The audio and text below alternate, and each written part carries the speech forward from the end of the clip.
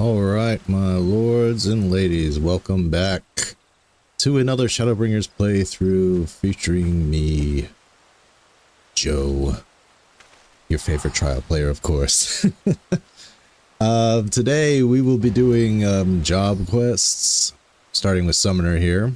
Yep, Emithra. But of course, before we do that, we will be doing as what we normally do and start out with a little gold saucer, a little bit of the Gamba, a little bit open tournament, just to get the brain juices flowing and see how our luck is doing. You know, as I was loading up today, well, first, let me say, I made my semi-triumphant return to the gym. You know, took a time off to my wrist. I don't even know what I did to it, but I'm still feeling the effects of it.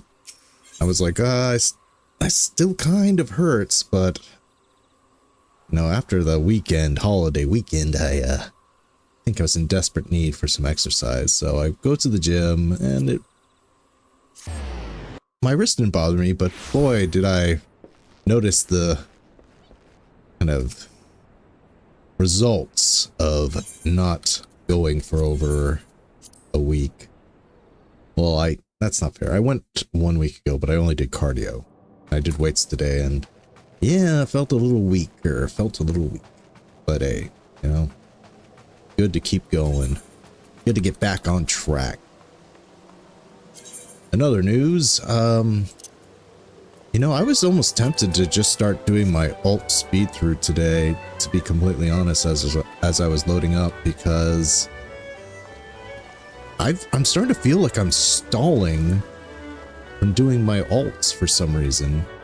I think it's because I wanted to get a little buffer between the completion of 5.0 and then another run in from MSQ 70 and going through it as fast as possible, trying to get back up to 80. But yeah, that's probably going to happen next stream. Is I'm just going to start doing my alts. I'm going to start with a speed run, and then we're going to kind of do a retrospective story playthrough where I'm not going to be reading everything out. It'll be more kind of like a commentary run. Same 3 open. Boring. But yeah, I'm ready to raid. Tomorrow I will be doing Eden Mine. Oh, and kind of a little announcement. I'll probably make a post for it later. I will be live streaming my Eden Mine prog, but it's only going to be for members only. It's a members only type content. I don't think that prog is essential watching. I play with people of vast varying skill, so I don't feel as comfortable putting it out for just everybody to see. I might put out the clear publicly, like as I clear Eden one by one. I might do like that poll. I'll just maybe release, but this isn't really a raid channel or anything like that. It's more like guides and stuff like that. So yeah, it's the choice I've made, and I'm sticking to it. So if you are interested in seeing me prog through Eden Mine, yeah, feel free to join as a member. But I'll keep doing, you know, the essential gameplay on the regular stream time. That's another reason why I want it to be channel members. It's not going to be on the normal time slot that I've do my streams. So it's going to be, you know, on a different time slot with different type of content. So yeah, I'll make a post about it later. And I did say, when I kind of reevaluated my tiers on my memberships, I thought, you know, I'll make an exclusive live streams, and I'll make that the mine procs. So they might pop up at any time, to be honest. But this one's with my static, so I can kind of keep it to a schedule. So it'll be 8:30 Eastern Time, about only on YouTube, only for channel members.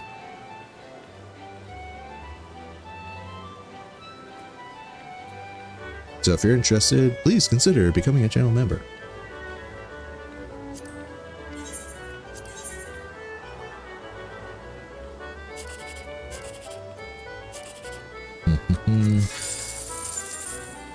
Jeez, 80. Terrible.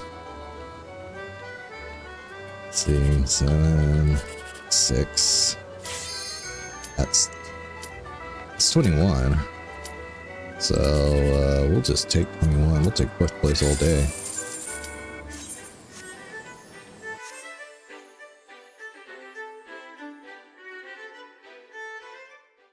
So we got on Calico. We have Summoner, Red Mage, White Mage, Scholar. So we have 4 job quests left. I don't think that'll run the whole thing. I might actually just start. Oh, we have another quest line to do too. That might be enough to fill the time.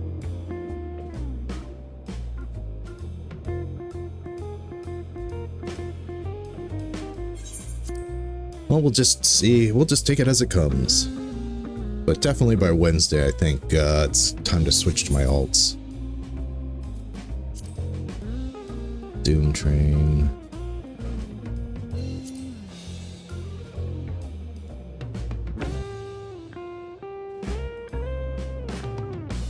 It's hard to say. It's hard to say no to Poo Poo. Should we do the Banu? What do they recommend? They recommend the Banu. Okay. We'll do Banu.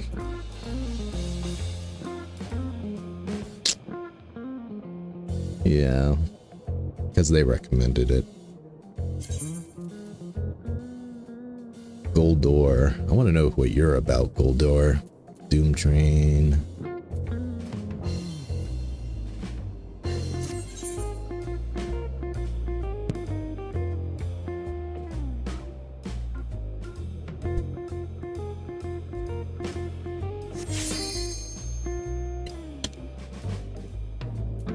Okay, gotta remember same is a thing.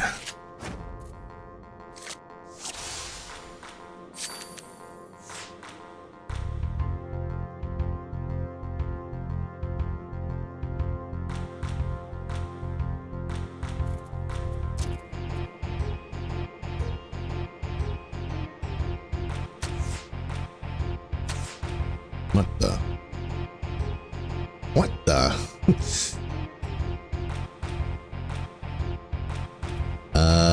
I'm tempted to put Goldor here. But at the same time, like, Vanu is also not a bad spot for him. I'll just put Goldor. I'll be stupid. Let's get stupid. Okay, we're gonna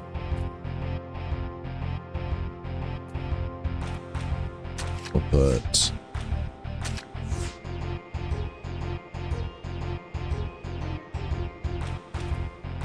do I have anything? No 5s.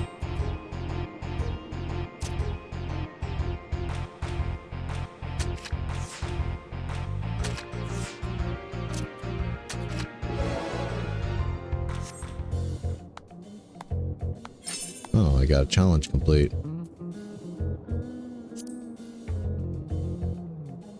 It's like doing these every stream paid off.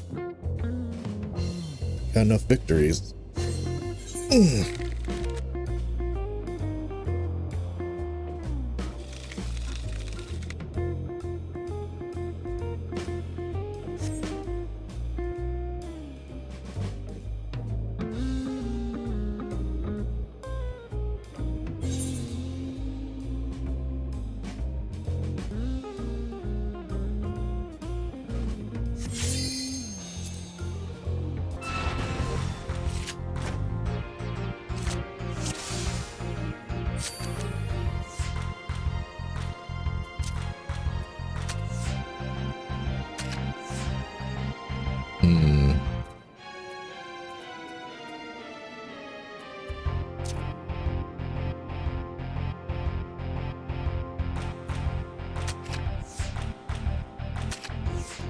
Figured you'd do that.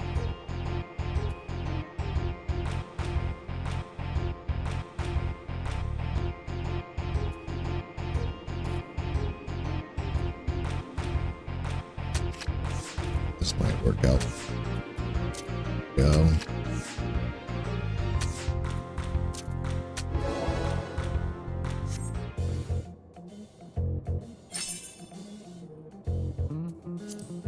Getting kind of good at doing this, though I swear my skills have not increased. Just I had a bad round of luck when I first started doing the streams.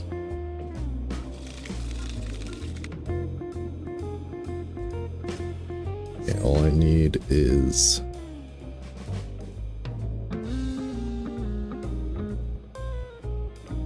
tying do it. Are there any? Nope, there are no other 4s, so tying this will get me first place.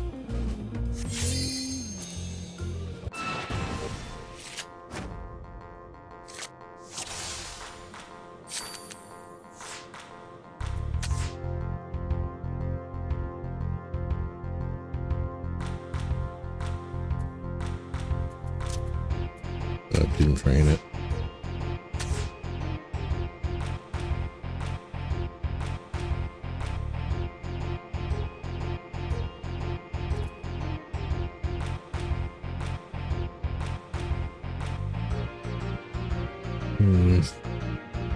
I'm gonna do this just to cover up Dude Train's weak spot.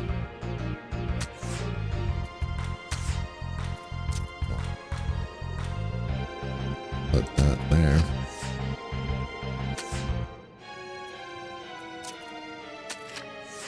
Completely destroyed.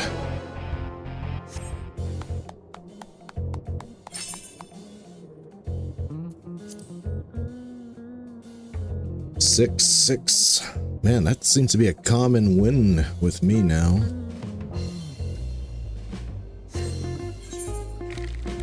So with no other players here, we can expect 2 gold cards.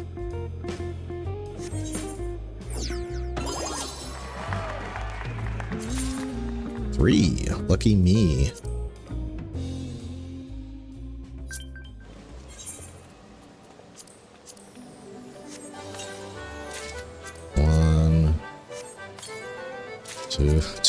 Two Batterons. That's the second time I've gotten 3 Batterons. Wow. Feeling that luck today, huh?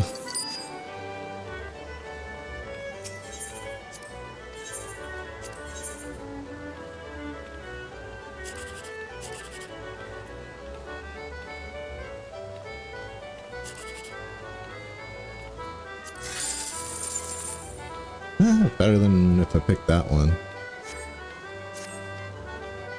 Alright, let's do a new thing and test out our luck.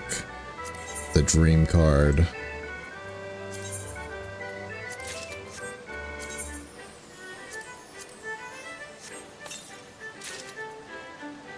Iguana card, alright, whatever. Getting new stuff. I want innocence. I don't want to have to grind out his trial to get that card. Anyway, all right, let's continue with the job quests.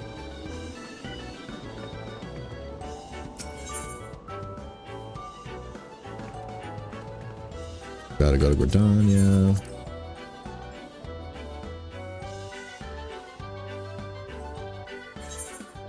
I got preparation for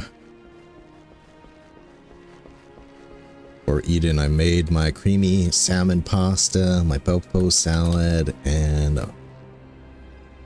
my robe lettuce salad. This is popoto salads for tanking. Creamy salmon pasta is for magical TPS, and robe lettuce salad is for healing. So I got 3 rolls that I kind of want to do for the first wing. Mostly tanking. Definitely want to do Summoner for Titan. Maybe it's like I'm gonna keep myself kind of as a flex for the first fight. But I kind of might gravitate towards healing, so just in case I made some healing food. So I'm kind of curious about the Summoner. What can we expect from the Summoner quest line? Like, we have the Ul'dah Summoner unit. They kind of are a through line. Is the talking book gonna come back? That would be kind of fun, right? Even though, then he kind of like go into hibernation mode. It's like he was done. And what else? Oh, there's that dude, that Dark Summoner who died. He showed up like twice, but I don't know. You think Ascians are gonna show up in this? They were kind of a thing with the quest line. Well, one way to find out. To be second best. Yeah, Mithra is eager for news of her sister. Oh, right. She was here when Y'shtola was pulled out of the live stream. It's like, can you believe it? She did it again, Mithra.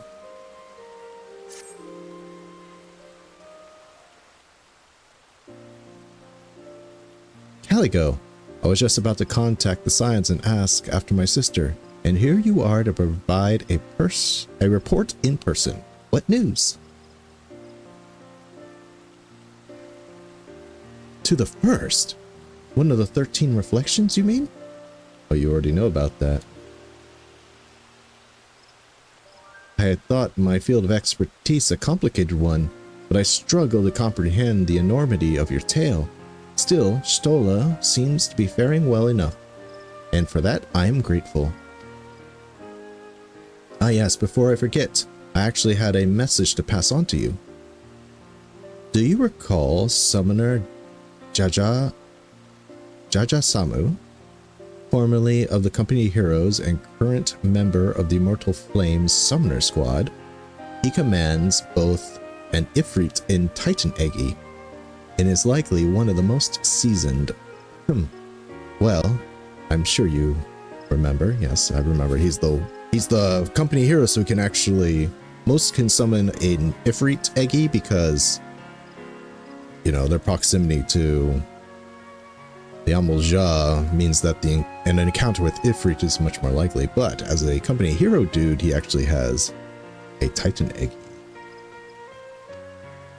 He's in Gridania on leave, as it happens, and asked me to direct you to the Caroline Canopy should you stop by for one of your unpredictable visits. I believe he wished to consult you on some private matter. It would be kind of you to lend him an ear if you have a moment or two to spare. Now, normally... Oh, let's read this first.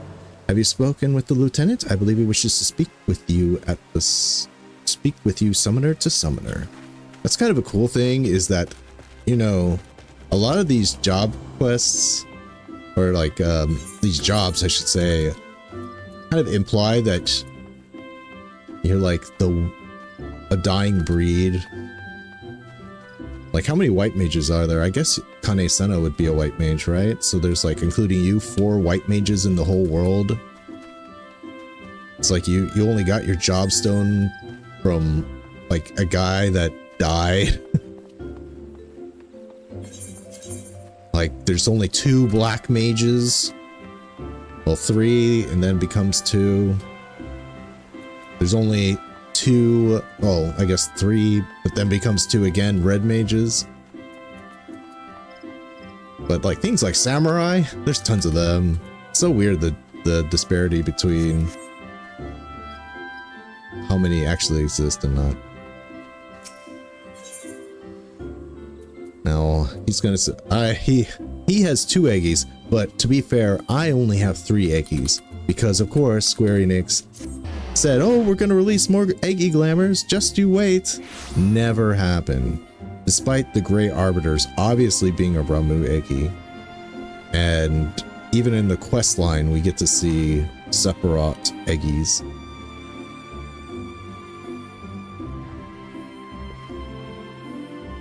Jaja Samu, what's up? Bloody hells. And I was just thinking about ye, and there ye are. Ymithra had a word on me behalf, I take it. Well, let's not stand on ceremony.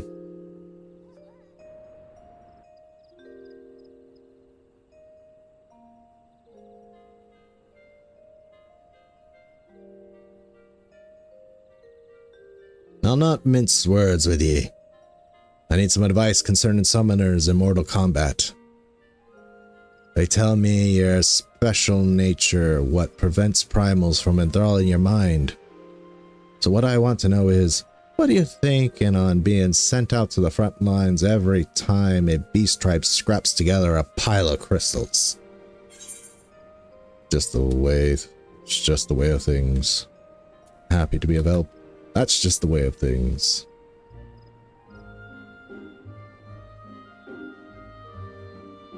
Such is your fate, you mean?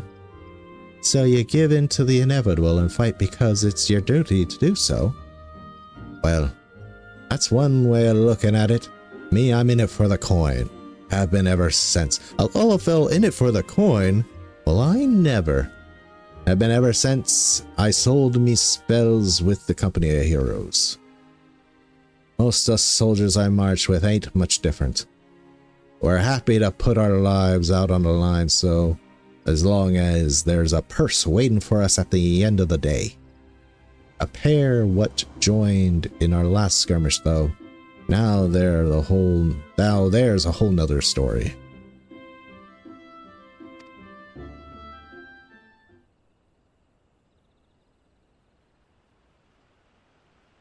You've heard of Ardenwald and Fedora, yeah? Ardenwald and Fedora? Aye? Is that the other two summoners that are in the summoner squad? Apparently I have heard of them. Ardenwald and Fedora, that... Oh right, these two. Jeez, I'm so bad with names. I'm like, The lad's one of the scions, same as you. No mystery there. As for the lass, she's a bit more complicated. Former officer in the Imperial Army, captured by the Resistance and steps away from the noose. Fighting for El Amigo as a conscript now. Which is to say the only reason she's still breathing.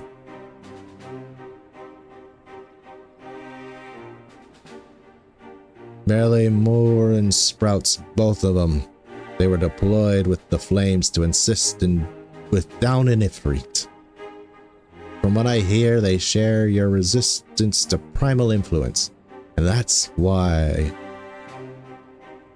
That's the whole reason they have the dubious honor of standing in the thick of the flames.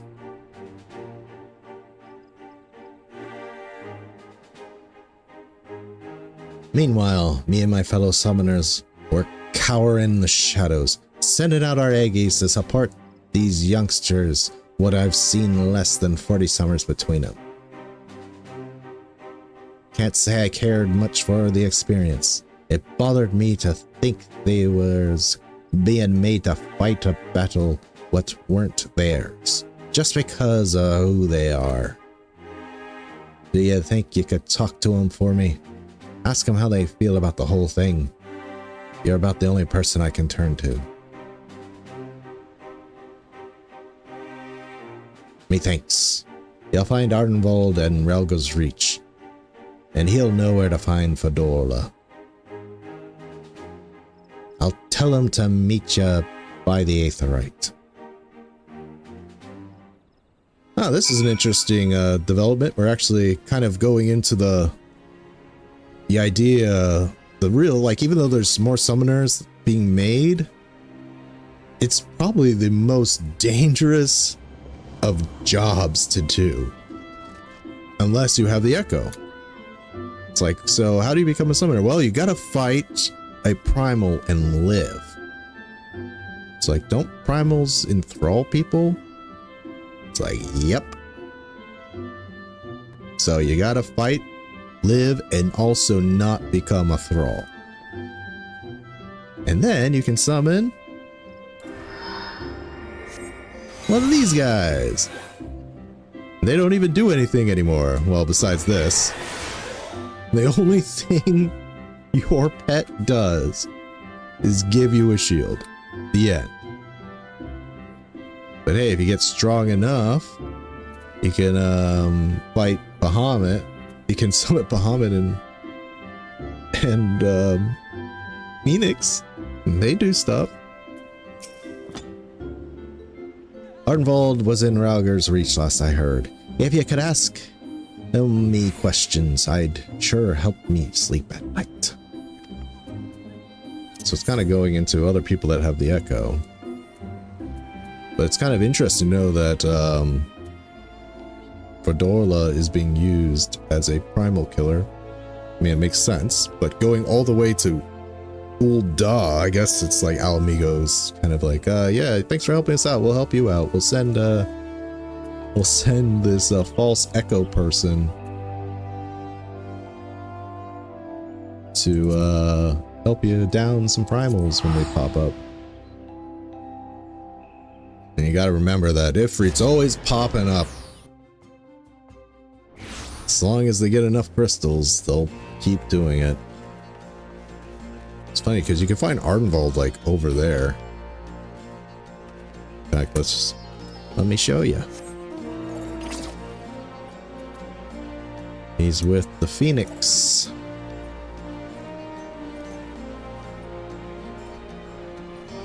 And a new guy. I don't know who you're supposed to be honest. But she was a bigger deal in 1.0. Maybe that's why she's got that really old looking armor. Caligo, I've been told you need my help with something. If you give me a moment, I'll meet you over by the Aetherite. Okay, so he does kind of change. Those who can resist the influence of primals are an invaluable asset in our work. Still, I'd be lying to say that I was not initially opposed to fighting alongside the Butcher. So these guys actually do change their dialogue based on the summoner quest. That's cool. It goes without saying defending the border is paramount, but that's not to say we neglect the threat of primals. With so much to do, I doubt we'll be returning to the Rising Stones anytime soon.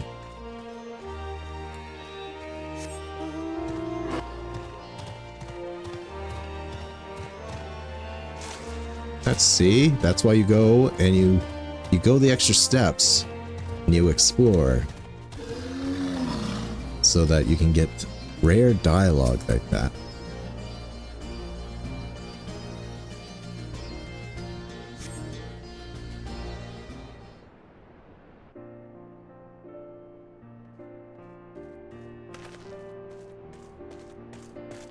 Caligo, I heard you had returned from Samu.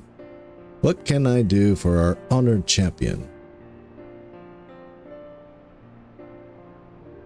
Samu said that. We joined them against Ifrit, and I thought him more annoyed by our presence than concerned for our well-being. Why don't I save you some time and include Fedora in this conversation? Fedola. In this conversation, we can visit her cell over in the city.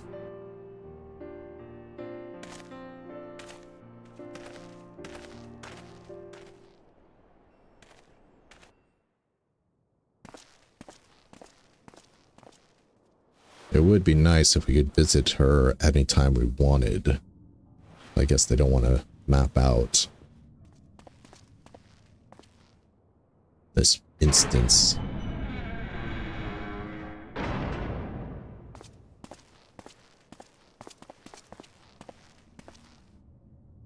Fair morning to you, Forodola.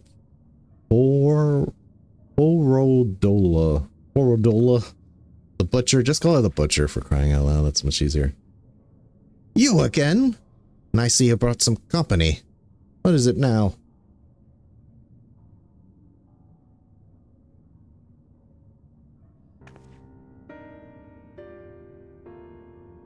thoughts on fighting primals? Is that what you came all the way here to ask me about?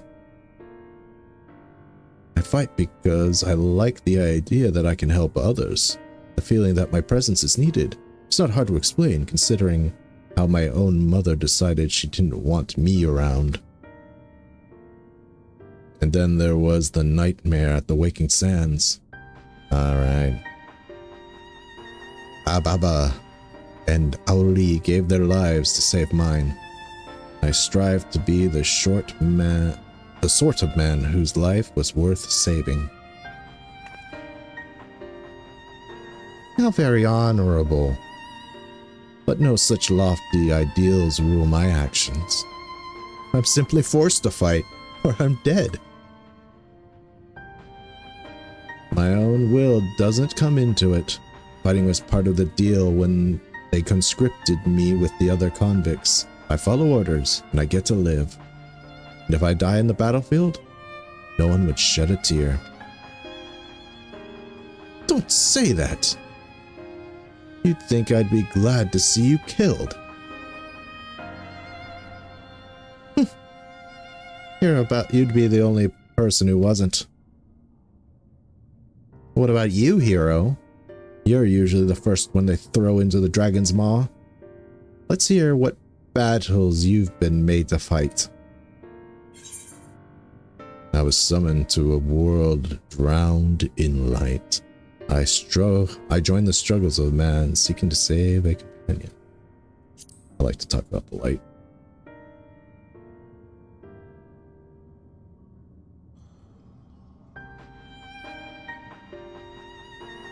Journey to another star to bring back the darkness. I'm not sure if you're the realm's greatest champion, or the realm's greatest liar. I believe you, Caligo. And I want to follow the path you walk.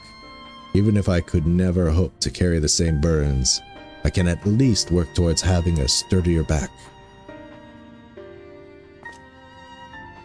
Speaking of burdens, you know a little something about that, don't you? Or Dola. You were fighting for yourself after all, you weren't fighting for yourself after all, but for your comrades. We're not so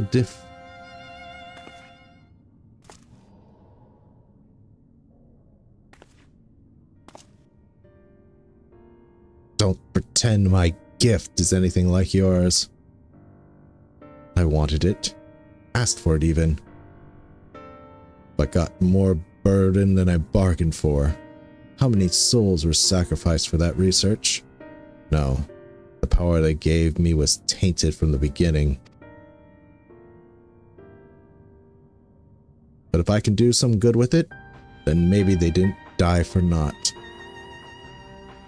Satisfied? Then leave me be. I've got training to do.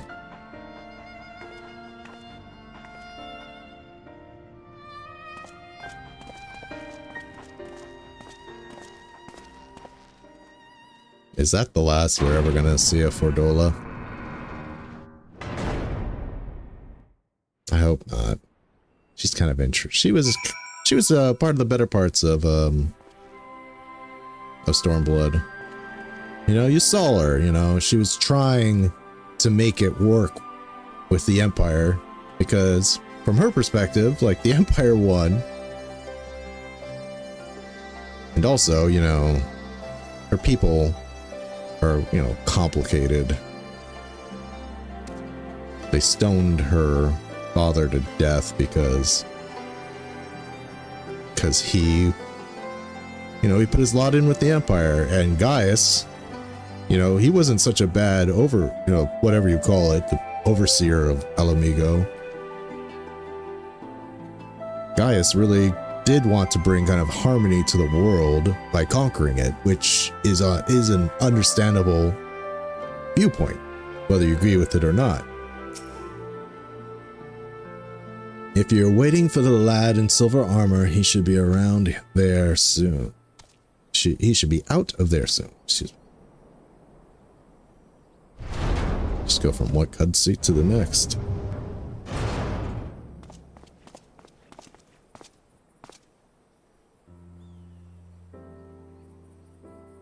She still snarls like a chained dog. Amidst all that growling, though, she gave us a glimpse of her true self. Enough that I'll know when to lend a shoulder, even if she wouldn't let me see her suffering.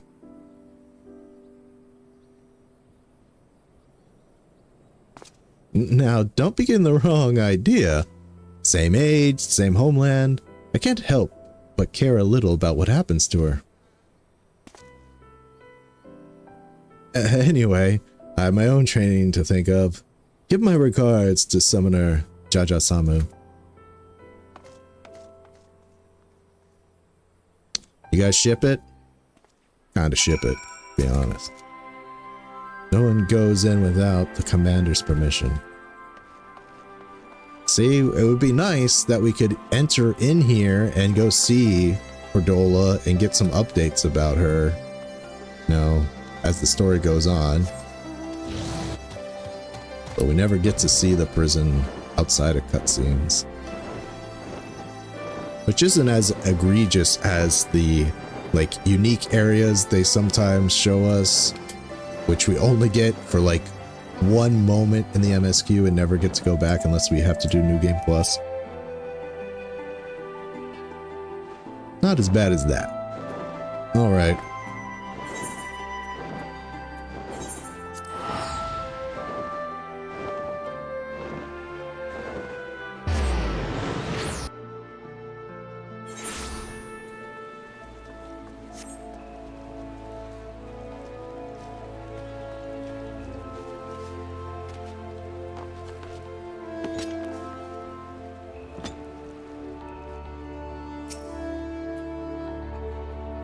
Yeah, been to save the two youngsters then.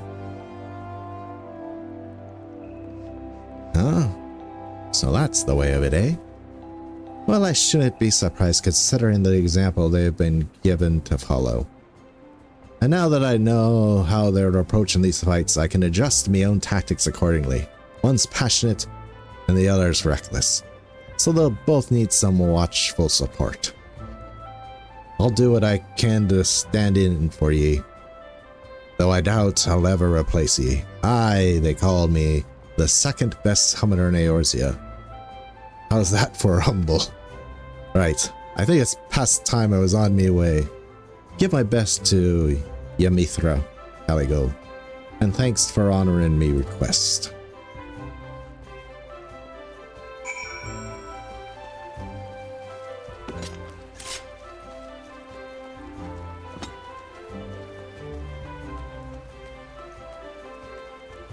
I was like, what blue quest is that? It's Gunbreaker. Not used to seeing that blue yet. Okay, let's go back to Mithra, which was less of a summoner quest and more of a Stormblood quest, but hey, you know, it is what it is.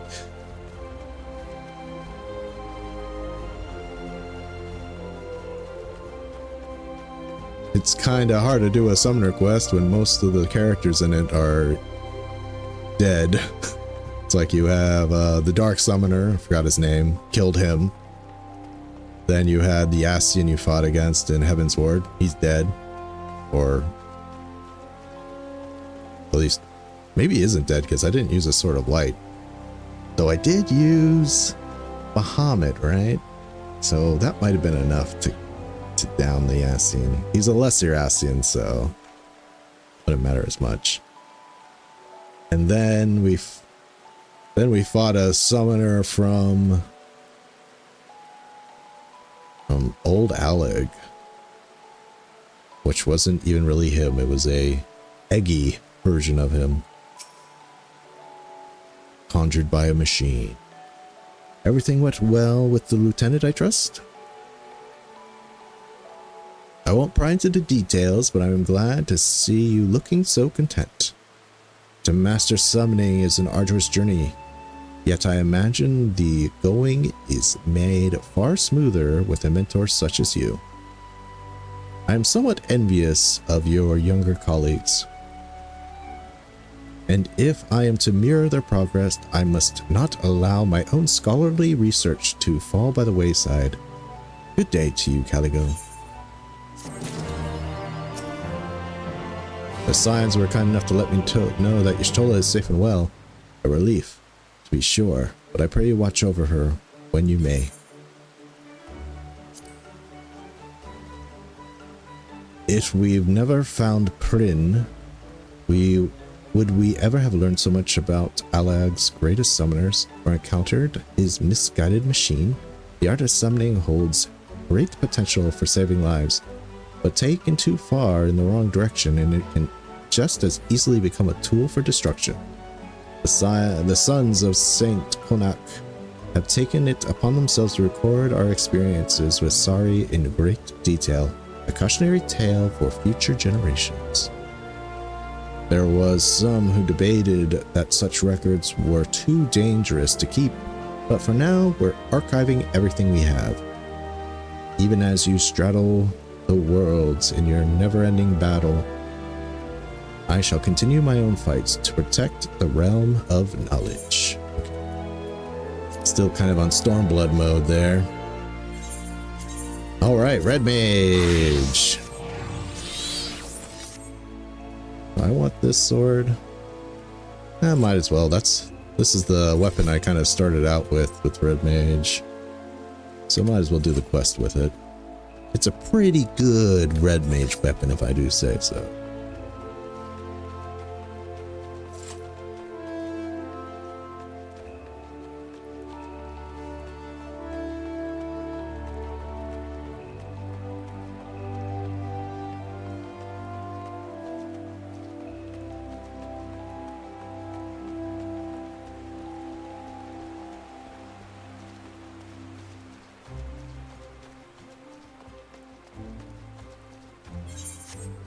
So let's, I'm just like, where am I going? I'm on autopilot here. If we had to guess where the Red Mage quest would be, I would say Mordona. Which is probably where we should start. So I saw some people complaining that every single job quest, like unlock quest, is in the 3 city-states, and I kind of get that. I mean, after going to Ishgard, you know, at level 50 to get a level 30 job quest, that kind of stunk. But if they kind of put the beginning level of the jobs with a corresponding, like, city, it could work. Like level 50s, like Red Mage and Samurai could have started in Mordona, because Mordona is like a level 50. And Gunbreaker could have started in Idleshire.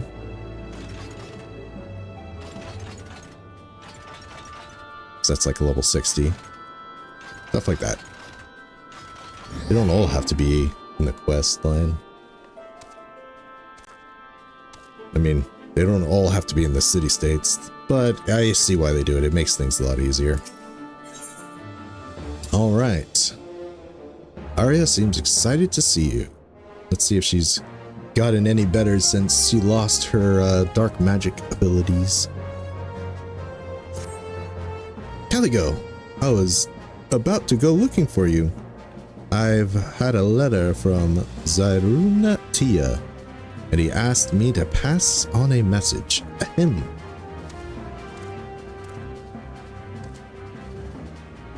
Arya, I hope this missive finds you well. Should you come across Caligo in Revenant's Toll, pray send him to me in the Alamegan Quarter. I have need of his help. What could be happening in Alamigo, I wonder? Well, I suppose there's one way to find out. Let's go. He didn't say anything about you, girl.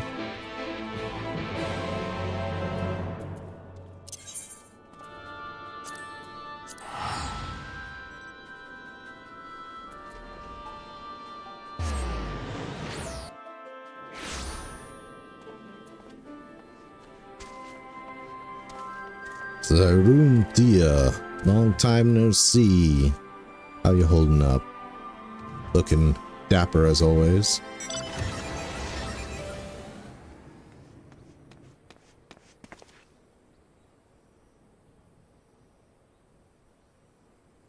Ah, how wonderful to see my two erstwhile students, and not a moment too soon.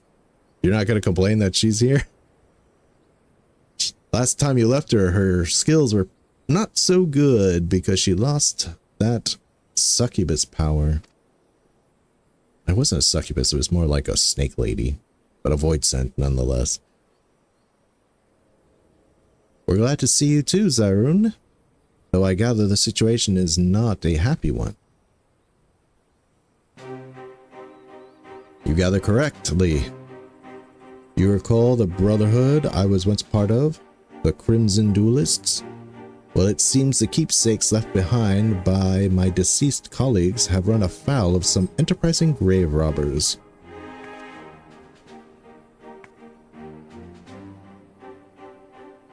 When the duelists met their end some 2 decades past, I was too deeply engaged with my own battles to give them the burial they deserved. And so I did what many before me have done. I collected the blades of the dead and interred them within the tomb of the errant sword. With Alamigo much settled since the initial reclamation of the city, I judged it time to pay respects to my fallen comrades. That's when I discovered the tomb in disarray and one of the duelist swords missing. It would seem such petty acts of larceny have become common of late, and although the resistance speaks of taking steps, the army has its hands full overseeing the restoration efforts. But it's said that the unrest and dissent have largely disappeared under General Aldin's command. Why this sudden rash of lawbreaking?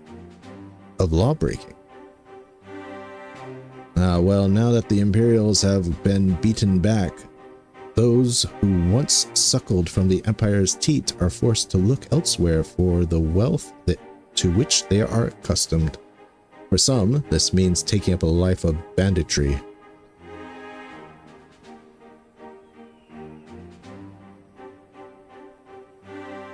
And the lowest amongst them, it means ransacking the resting places of the countrymen, crime I do not intend to leave unpunished. As things stand, however, I have yet to deliver said judgment. This particular gang is uncommonly swift of foot, and I must temper my attack lest I slay them ere learning the location of their stashed loot. Thus, do I turn to you for assistance. Capturing these thieves alive will be far easier with a pair of extra hands. If extra hands you need, then count me in. Without red magics at your beck and call, nay, this is too dangerous for one still learning her art. I've been practicing against creatures of Mordone ever since we parted ways. My magics may not have been what they once were, but I can cast the initiate spells well enough, I promise.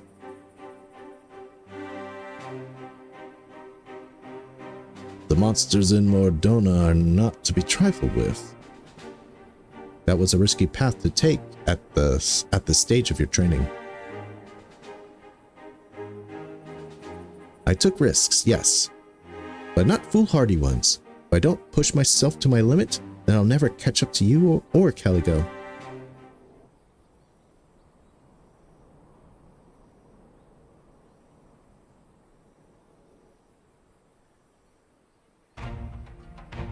I wager you'll not take no for an answer. Very well, but you do not leave my side, understand? Yes, thank you, Zaroon. You won't regret this. The three of us, then. Bloodhowl is where these grave robbers ply their unsavory trade. At the edge of the graveyard is where we shall meet.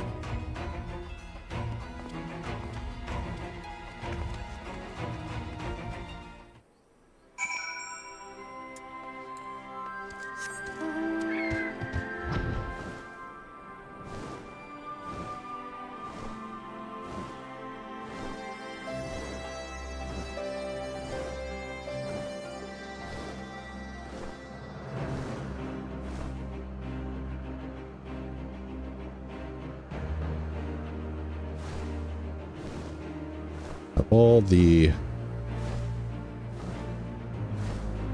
zones in Swordblood, I think I like this one the best.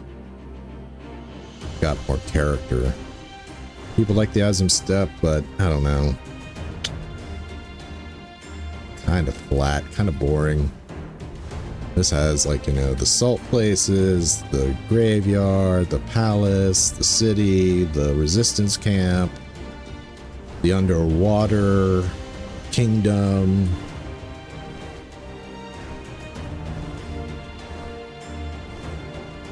Yeah, it's way more interesting in my opinion.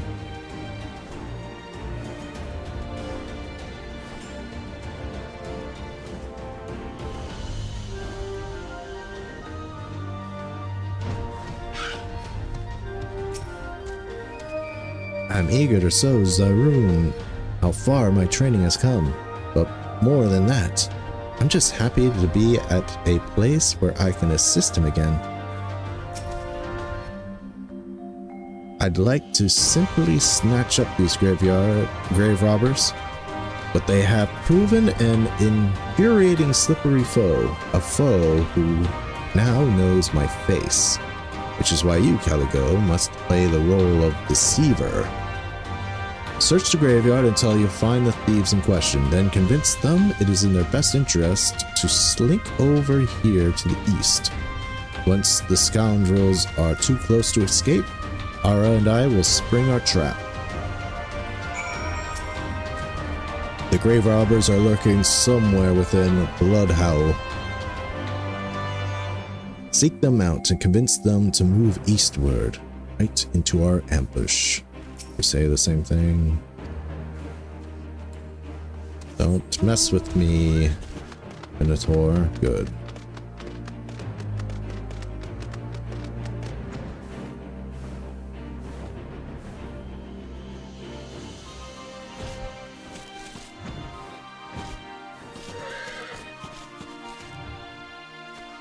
Look at you, grave robbers.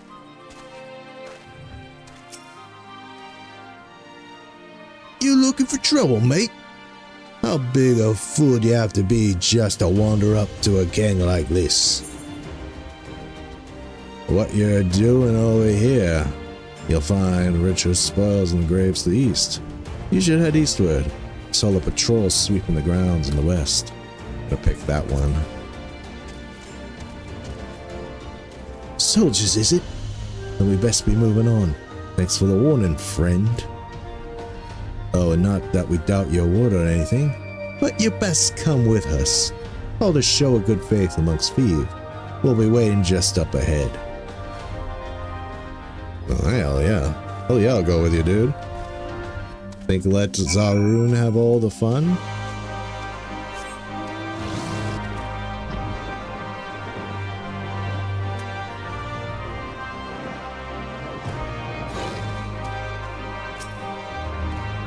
Don't you worry about our two mates. They went ahead east, just like you suggested. And us? Well, someone's got to eliminate the competition. You stupid idiots. You know who I am?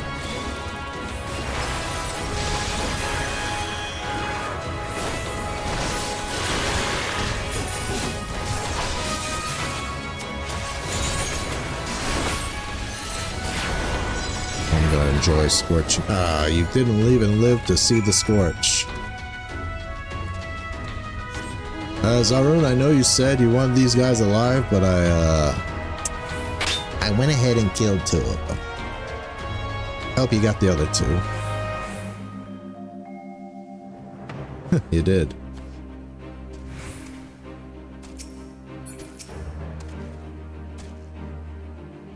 The power is a shadow. My power is a shadow of what it used to be, which made taking captives easier than expected. Scorch marks rather than incineration. Yeah, unlike me. Nicely done, Calico. We caught these two completely off guard. I must say, Ara, you exceeded my expectations. You've made impressive progress in such a short length of time. Yes, I knew those lessons at the Mage Guild were worth it, even if it was painful to begin at the beginning again. Oh, so I see you've been cracking open as many books as you have monster skulls. Your dedication to the fundamentals has certainly paid off. Now, I counted 4 brigands the last time I was here. Knowing what I do of such villains, I assume the other 2 sought to waylay you? Yet here you stand, with scarce a hair out of place. All jesting aside, I suspect your skills have surpassed my own. What trials you must have endured to forge such strength. I fought on another star to save a world from oblivion. I fought on another star against heroes turned villain. You know what? Since I did fight Phronesis as a red mage, I will actually give the direct conflict answer.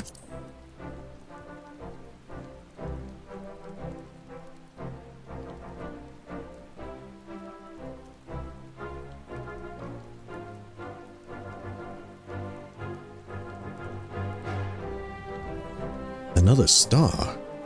Even your adventures play out on a stage beyond my wildest imaginations. All this talk of Sin Eaters, was it? It sounds to me as if your battles took place on the edge of suffering itself, where the heart and steel of even the mightiest red mage would be tested. Ahem. But whilst it is endlessly gratifying to hear the exploits of one's former student, I suppose we should return to the matter at hand. Once we have subdued these ruffians here, a few threats gleaned us the location of their ill-gotten gains, all buried in a box in the royal hunting grounds, or so they claim. I believe another division of labor is in order. Arya, pray hand our captives over to the resistance. Then wait for us at the Tomb of the Errant Sword. Caligo, you and I have some digging to do. Shouldn't you wait to hand them over until after you get the sword? Go ahead with Cyrone. I have things under control here. When it comes to magecraft, though, I feel like for every 3 steps I take, you've already taken another 10 or 20. Yeah, there's no catching up to me. I'm the warrior of light.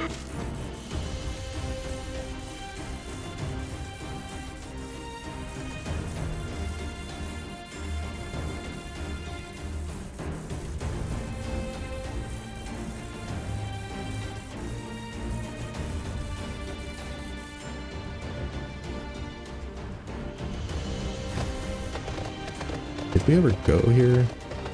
No. But I bet you I can go under here.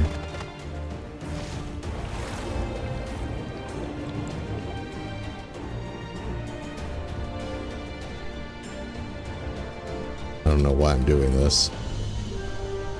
Just was a little curious and all, like past this one area.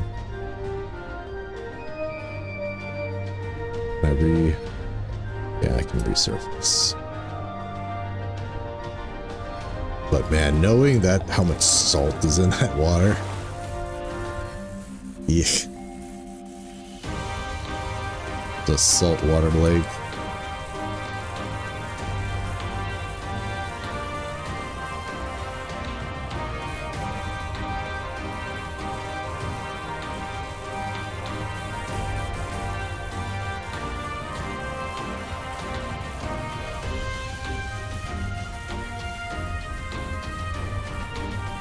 Where am I even going?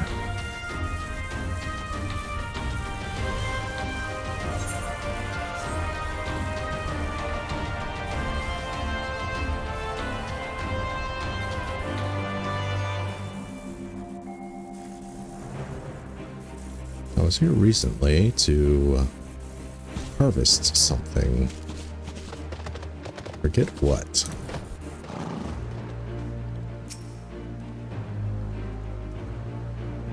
Do you feel that? The ground, it's soft. Certainly not as packed down as elsewhere. I think we found their cache.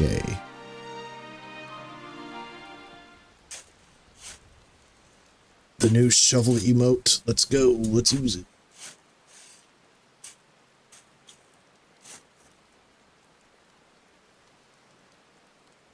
Phew. Glad I have found this before they hauled it off to the black market. I cracked the lid to check the contents. The box is indeed filled with stolen goods, including one rather familiar sword. Come, we should return these articles to the tomb.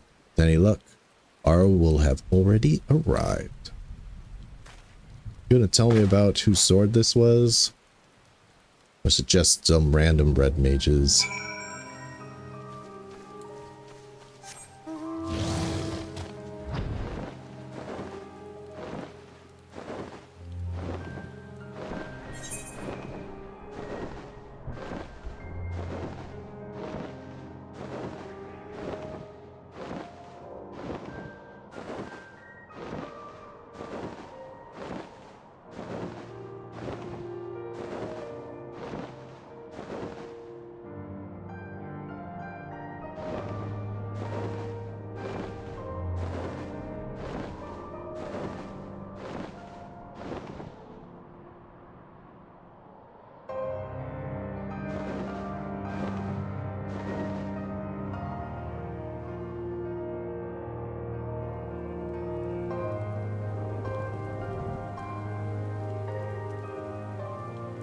So the tomb of this errant sword. Can't say I've ever really checked this place out. Of course, we can't go in because it's Stormblood. And in Stormblood, you can't go in anything. There's no open doors in Stormblood. Thank goodness you found the sword. I feared it had been sold.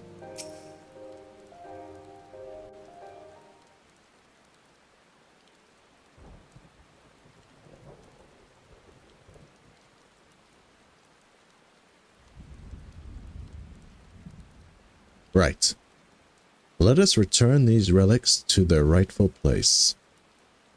Well, I only have the sword goes here. What about everything else? Just gonna dump it all? I think this is made for warriors. That's why they call it the errant sword.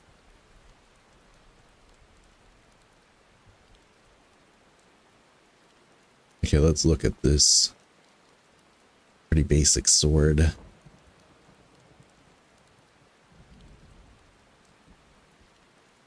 That should be the last of them. But what of your comrade's blade?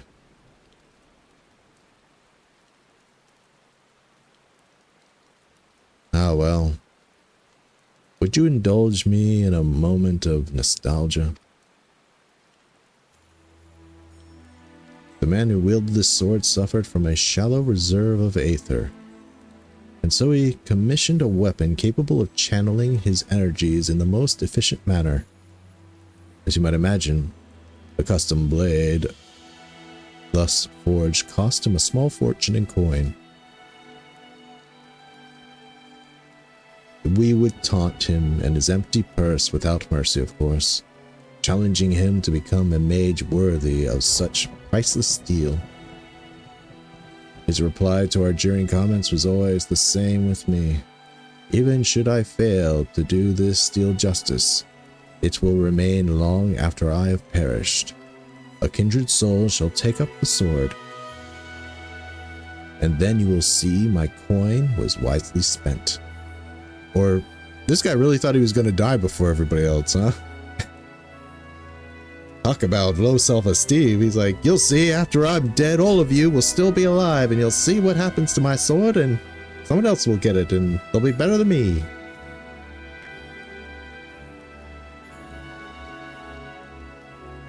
He's going to give it to her. His hopes for such a legacy died with the Crimson Duelists.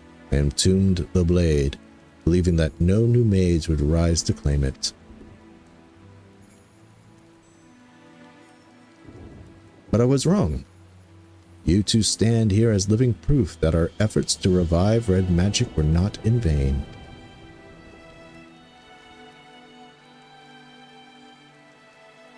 It was when I discovered the sword missing that I was put in mind again of my comrade's words, and I wonder if he did not orchestrate this affair from beyond the grave, if only to remind me of his will. Could have given a better sword model, though. Like, I know you're going to give it to Ira, whatever. But her sword that she has right now is cooler than this one. She's going to have to glam it. Glam over this basic BS.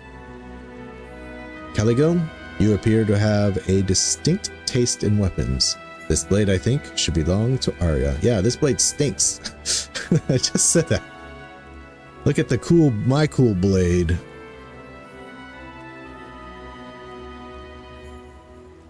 But I'm not even your student right now. I don't think I deserve to have it. I made a promise to you, did I not? That once you learn to harness your aether, I would take you under my tutelage once more.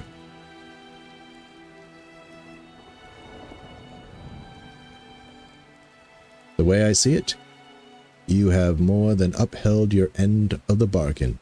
Accept this sword, Arya. Be my apprentice, and help me usher in a new future for the Red. You should take the sword. Are you still afraid of the spirits of the dead? Let's just say, take the sword.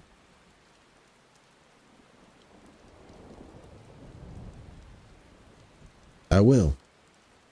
If you would offer me to accept me as your student once more, then this be my answer.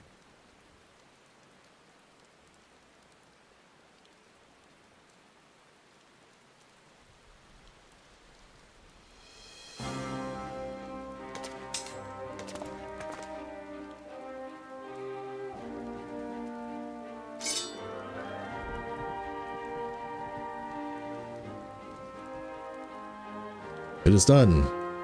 Let us present here this day and swear a new oath to fight for the common good with pure heart and unbending steel.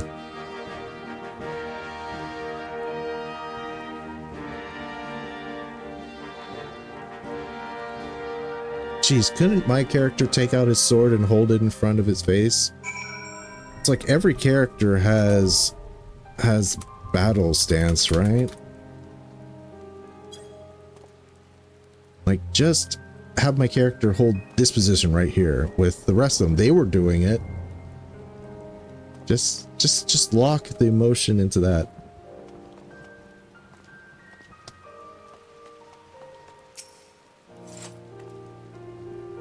Look, I've already hung it from my belt. The sword's heavier than my old one, but I mean to practice enough that having it here feels more a comfort than a burden.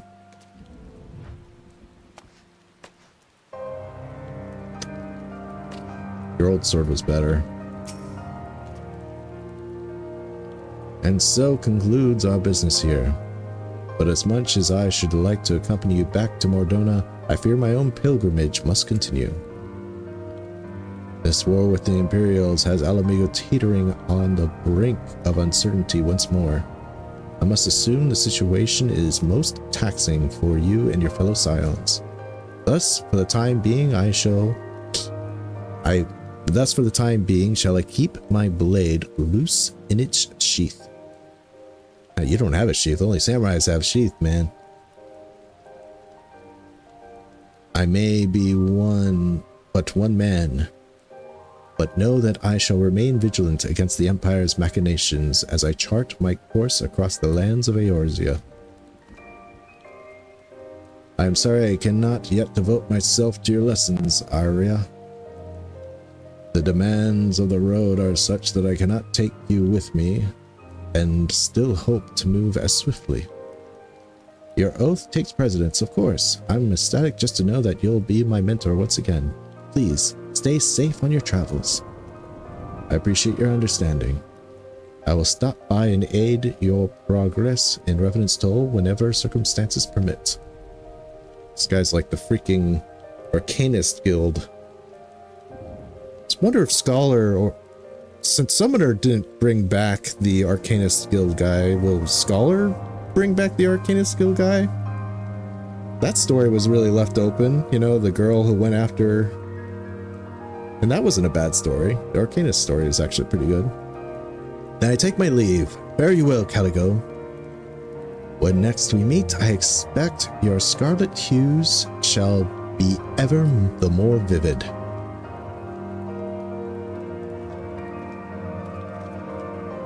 Shall we make our way back to Mordona then?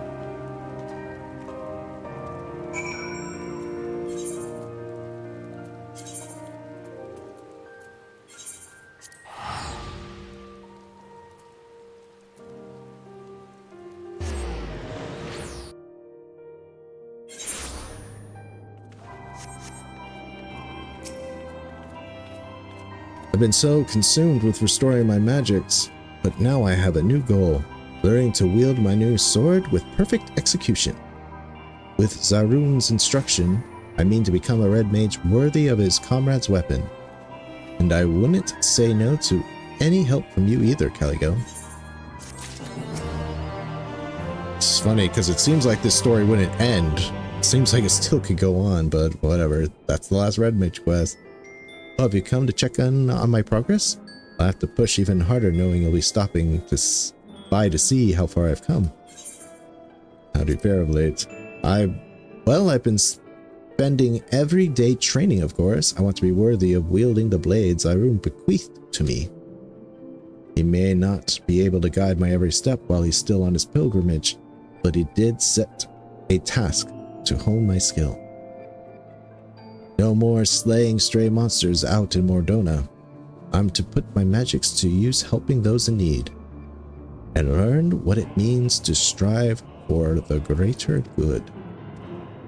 It may be a training exercise, but it almost feels like I've become an adventurer, just like you and Zairun, and maybe with enough practice, I'll become just as accomplished.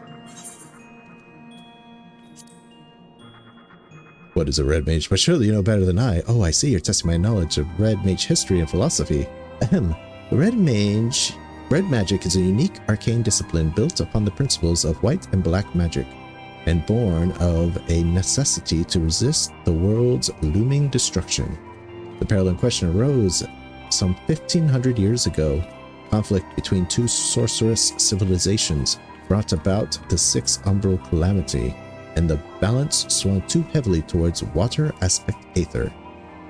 Warned of the great floods to come, people fled from their homes into the mountains of Garabanya, or mages of Mach and Ampedor were to be found amongst the refugees. Understandably, both white and black magics were blamed for the world's woes and became branded as forbidden arts. But if people were to survive and rebuild following the disaster, they would need the power of the arcane. So they reinvented the principle of these two schools of magicry and built a new discipline upon their combined foundation, red magic.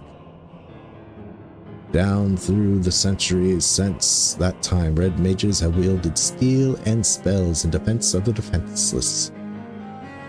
As champions for greater good, a role you and I strive to uphold in the here and now. Okay. Thank you for the history lesson. What's next? White Mage. Now, if I was going to guess where the White Mage quest would be,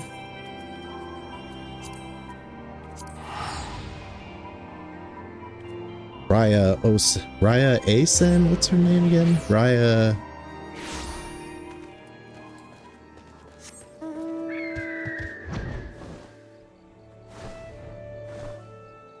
There she is. Raya Osena.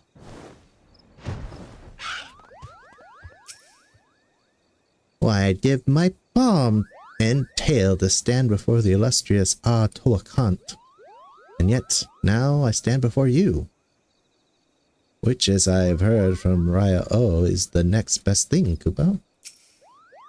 Raya O might be more affable than her brother, but she's not one to spout words of idle flattery. This, I speak from experience. Yes, you have proven yourself a worthy white mage indeed, Kupo. So what's next for white mages? Whence the healing springs, Raya O seems in a nostalgic mood. Caligo, how fare you in your studies of the white? I sense your magics have grown even stronger since last we met. Speaking of old acquaintances, do you recall Aliqua, the Audrey girl responsible for the taint and its corruption? As a form of atonement, she began training in the art of conjuring. Mayhap you could stop by still delayed Fane and look in on her for me. I am sure she would be glad for the visit. You might also come across Gatti whilst you are in town. Considering her unorthodox upbringing, my fellow Pagile have been given leave to roam somewhat more freely than might otherwise be allowed. Do give my regards to her and Selfie should you see them. Gatti. Saddest quest line in the whole game.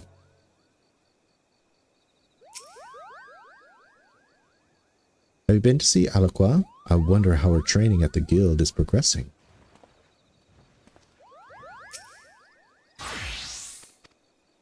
Alright, let's teleport to Gridania.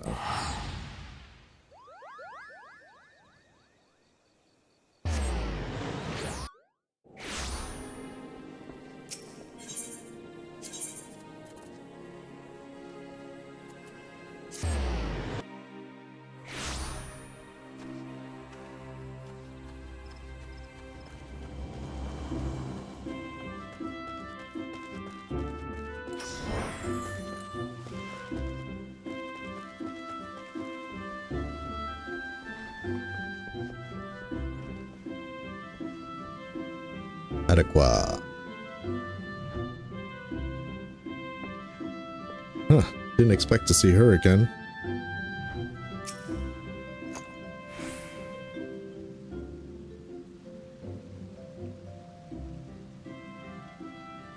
Caligo, Ryosena sent you to see me? I came on my own, girl. I thought as much. Did not imagine you would seek me out on your own accord, considering how I once wished you dead. But I promise I've changed. I'm doing as they ask of me. At least, I'm trying to. My attempts at curing spells are abysmal. I perform the exercise as Seedseers has taught me, but it would seem I am unsuited to the healing arts. Being an outsider, it is difficult for me to make friends here. Although there are two young ladies who do seem eager to include me in their chatter.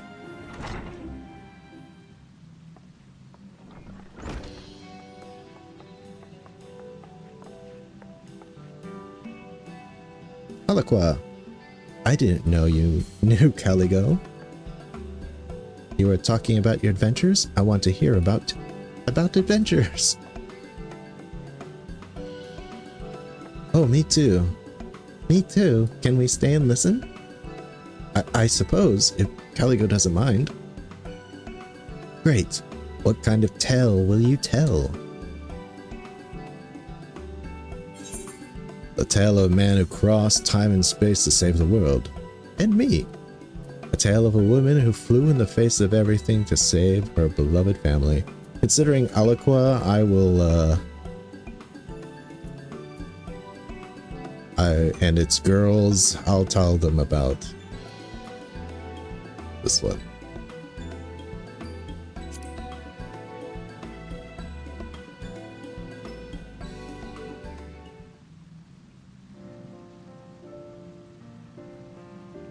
What a wonderful sister she must be, and what a lovely story.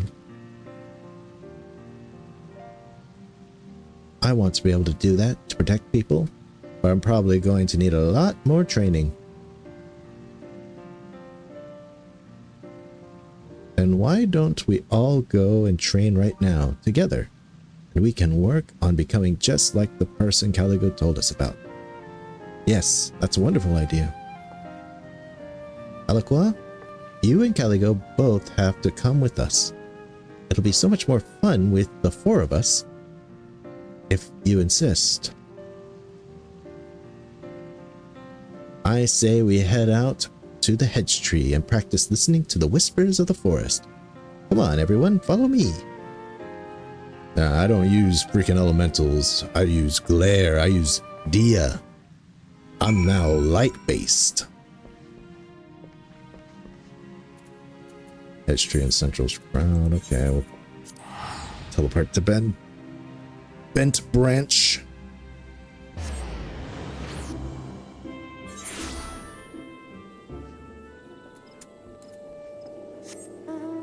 Oh, I need a new minion.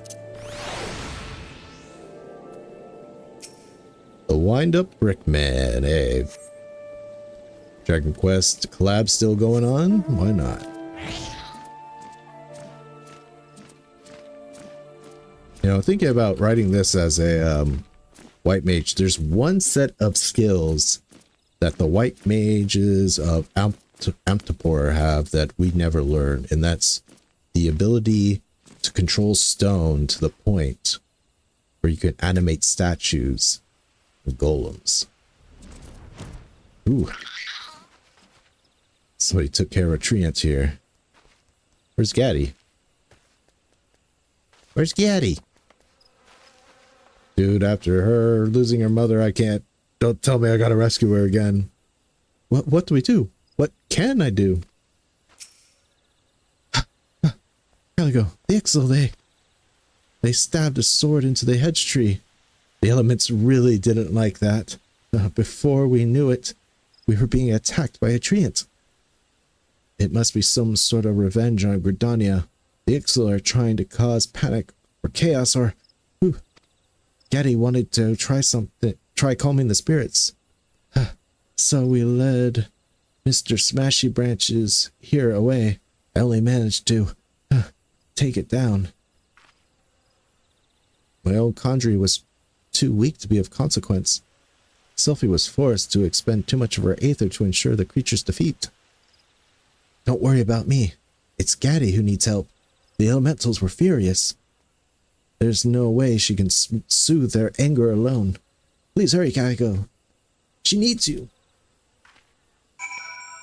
These freaking elementals, man. Gaddy is trying to calm the elementals by herself. You have to help her. What do I do? What can I do? Don't worry, ladies.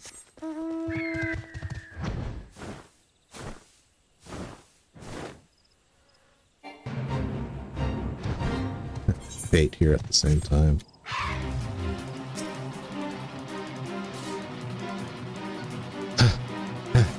Caligo, thank goodness. I pulled out the sword, but the elementals lashed out. They won't listen to me. Please, you have to calm them. If another one of those treants goes after Sylphie and Alaqua. Don't you worry. I'll take care of this. Elementals, shut the hell up.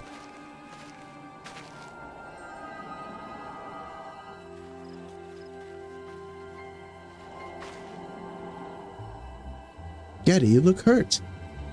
I want to heal you, but I have no aether left to cast spells. Alaqua, you'll have to do it. Me?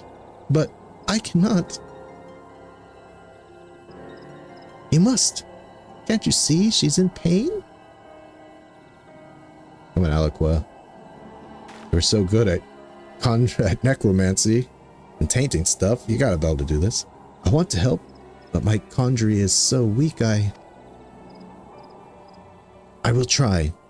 No one should suffer so.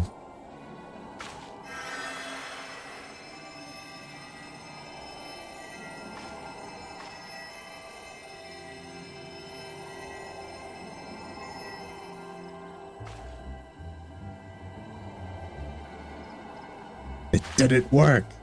You suck.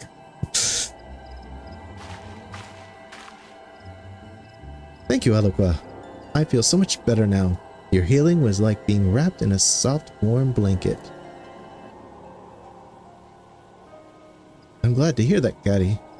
To be honest, I did not expect the spell to work after all, but it did.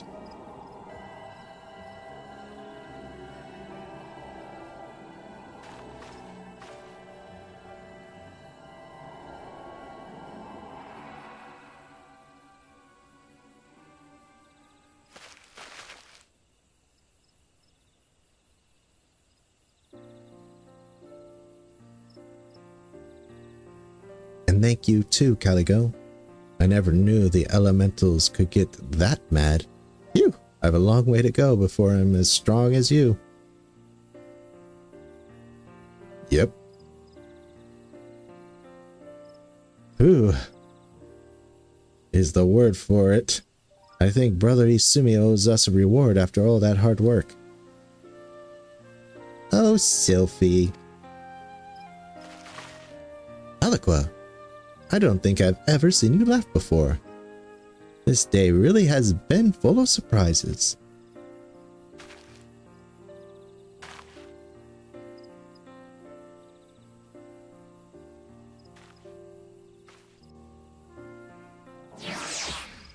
And let me just go on to Twitch and give this a ban. There you go. Nice ban for you.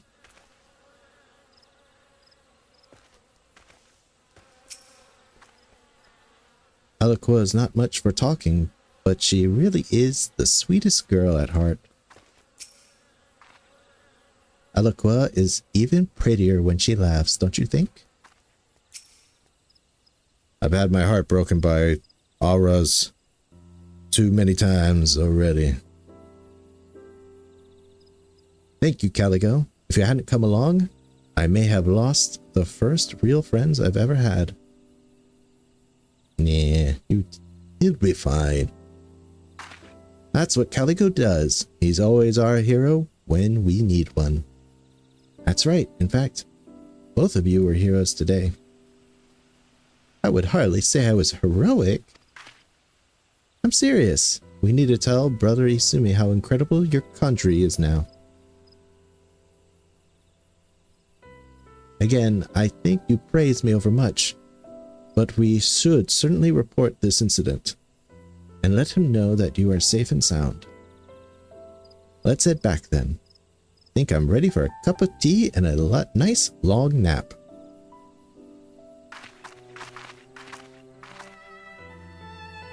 Caligo, I may just find my place here after all.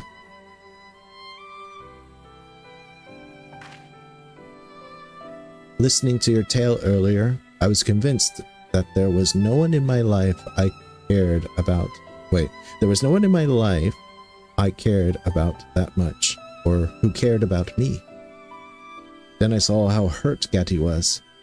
I'd never felt my heart beat so wildly, never felt such relief as I did when the spell healed her. I wonder, was this how the people in your adventures felt too? I will continue with my studies, and then should you need me, should any of you need me, I will be ready. Would you mind letting Raya O know of my decision to stay? I am a little embarrassed to display all the sentiment in front of the Seedseer.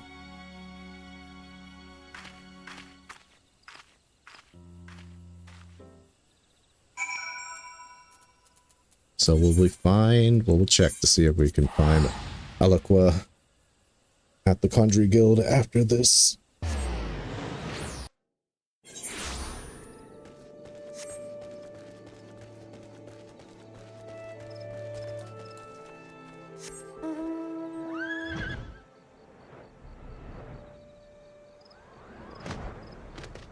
Did we go say anything different now? Nope. Caligo, you have returned to me with the word of Alokwa? Ah, I was of mind to investigate the disturbance myself once it suddenly subsided. It was fortunate you were nearby. And I am heartened to hear that Alakwa has at last awakened her talent for conjury. I suspect it was not her potential, nor lack of learning which stymied her progress, but a matter of confidence. Her shift in perspective was encouraged in no small part by your inspiring presence, I am certain. But to not allow such praise to deter you from perfecting your own art. The mastery of white magics is a road which never truly ends, Caligo. I expect to hear greater things from you ere next we meet. But that's the last White Mage quest. So let's just go to Gridania real quick and see if we can find Artiqua where we left her.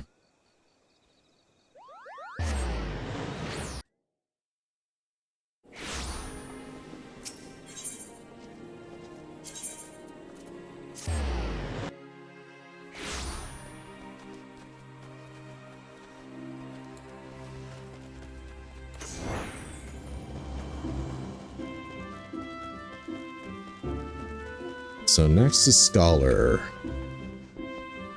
Oh, all three of them are here. Cool. We've been very hardworking, well-behaved, I promise. After all, if we don't train properly, we'll never be as good as you.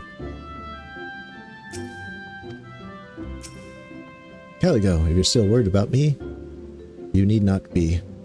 I will be fine, though I'm glad you came to visit.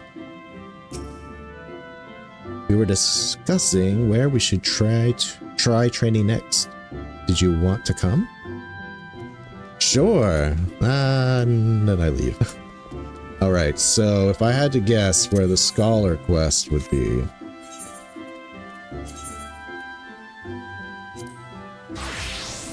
If I had to guess about Scholar. I really should glamour something onto this book.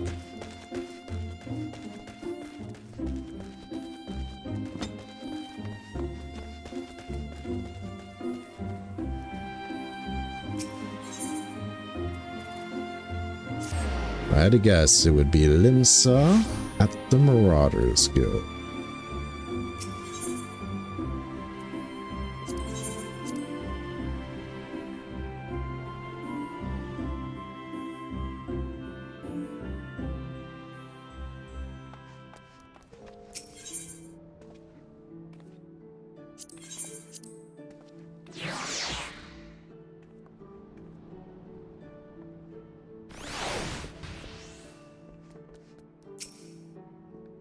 Greetings, lad.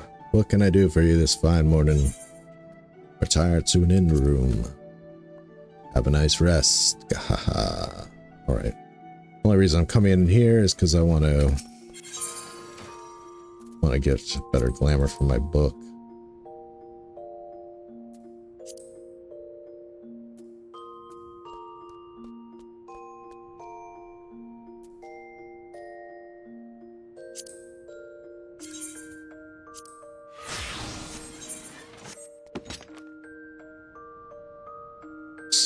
Much better.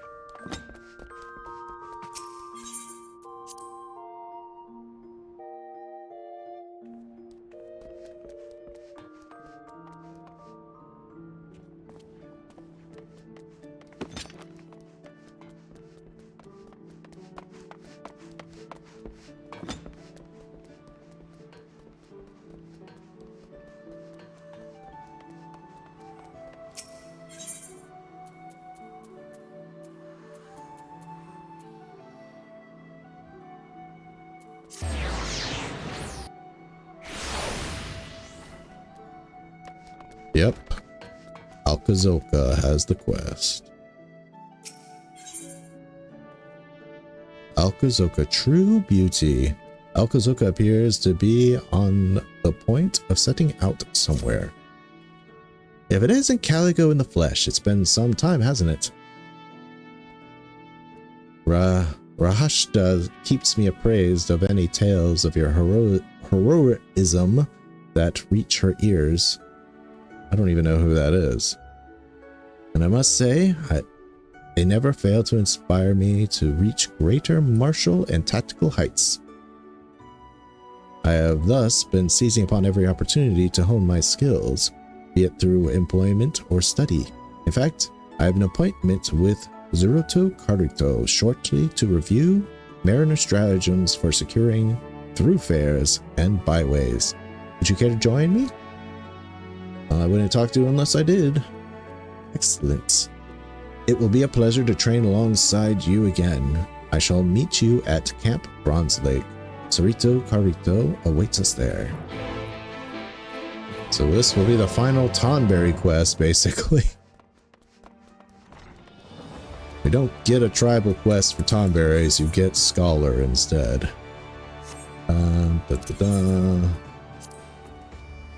Camp Bronze Lake.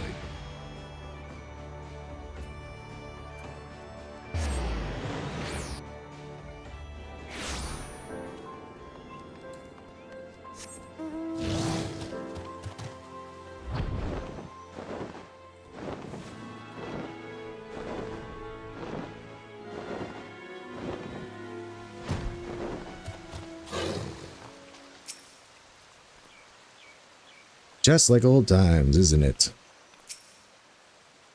Please, though, I hate doing scholar quests.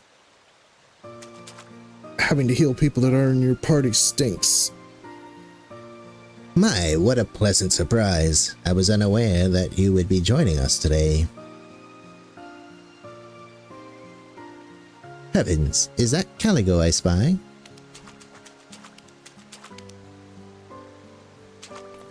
Gotta love Tonberries with their different hats and their different colored lanterns, but all got the same stabby knife. Toto, a true pleasure to see you. Have you come for the exercises as well?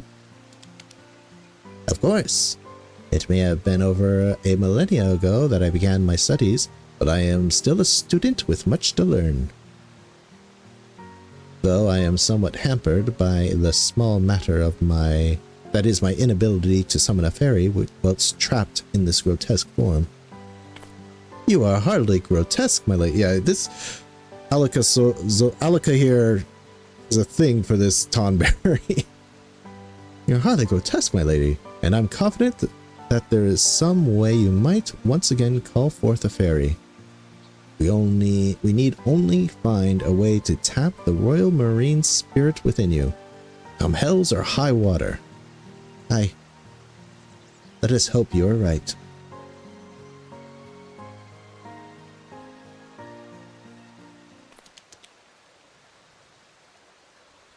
Doubt not that he is, but first, given how rare this opportunity is, might I suggest that we begin by asking Caligo to regale us of the tales of his recent endeavors? There is much we might learn from them.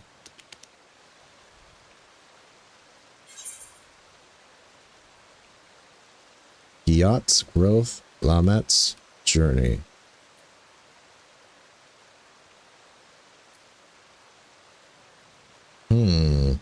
But talk about Giat, how they learn to change the thing, or do I learn about Amit and her journey? I think Lamit's a better story than Giat's. Giat is just like, I drink a lot and then I hated her, but now I learned more about her and I don't hate her. And I took off my helm, so I'm now just kind of like her a little bit. Lamitchi and the Giat, I'm so proud of them. Amit's drive to save her sister, no matter what the cost her. It reminds me of my father. I can scarce believe that you traveled to another world entirely. Were it anyone else, I would doubt the veracity of their words. But I can only envy you. You must have gained much insight into the nature of our own star. The concept of stone blight fascinates me. Highly contagious, transforms the body. I cannot help but draw parallels between it and the Nemenian plague. What were you able to discern about the magic utilized in curing it? Dude, I only saw an echo of it. I didn't learn everything. Perhaps the application of a highly concentration of aether. How? Might crystals serve to amplify? Assuming so.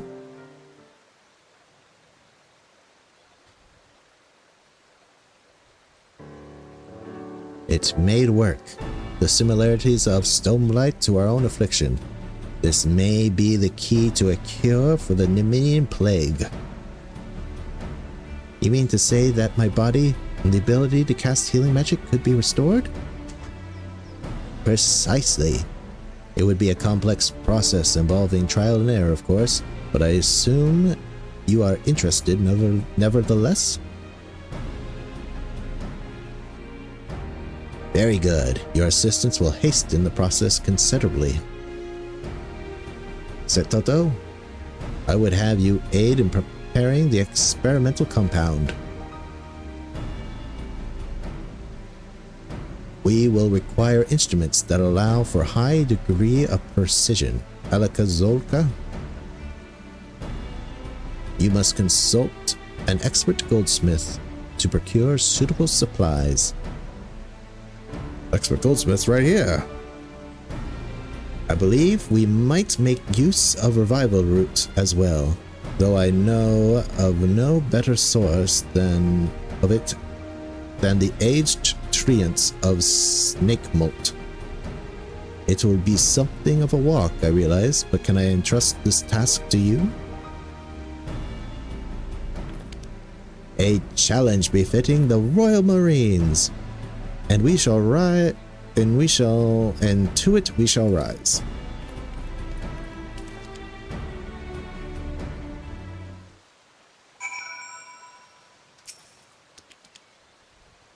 This is the closest thing to hope have felt in a very long time. Though the concentration needs exceed anything we have Caligo, yes. Upon reflection, I am quite certain I'd require the root. The larger the cutting, the better.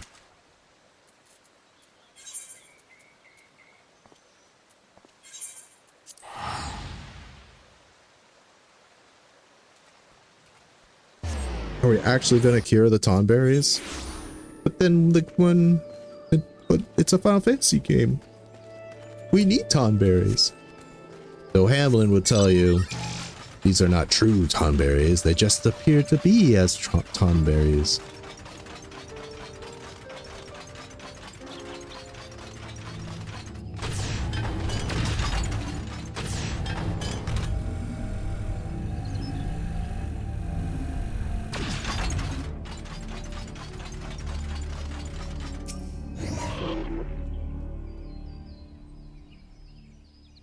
Let me guess. The guy from the Company Heroes actually going to make me... I was like, where is my fairy button? I moved it.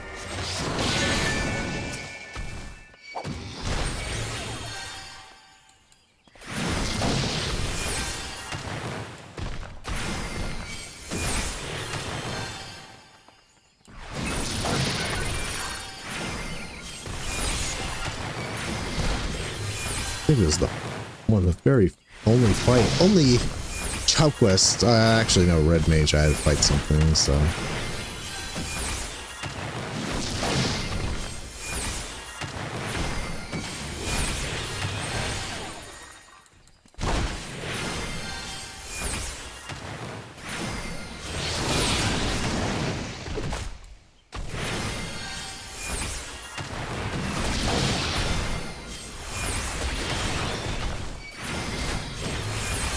Am I missing something? Why is this taking so long? Am I under-equipped? I think my eye level is 465. Should be fine for a role quest. Or job quest, I should say.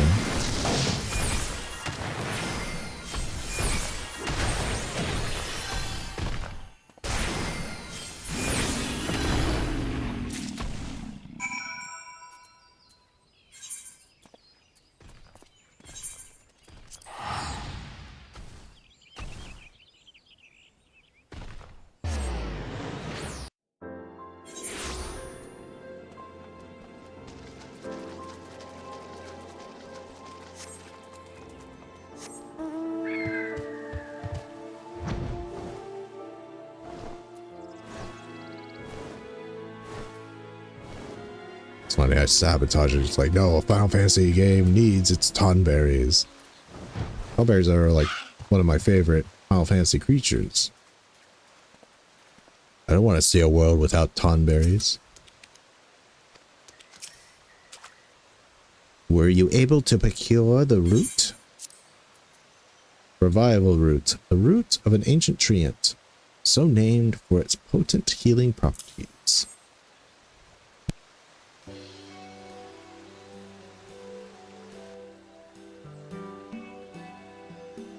Thank you. I expect this will be sufficiently potent. Now we only need to await Aruka Zolka's return and...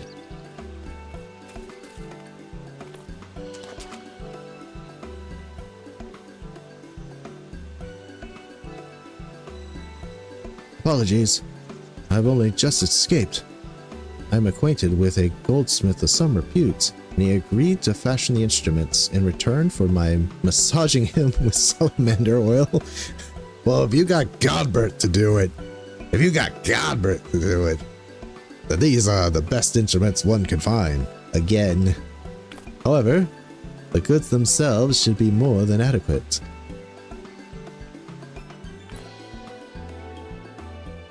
They are a bit oily, But presumably that will come off.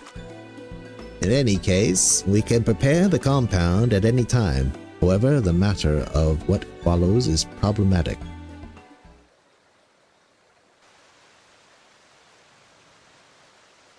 Problematic? In what sense?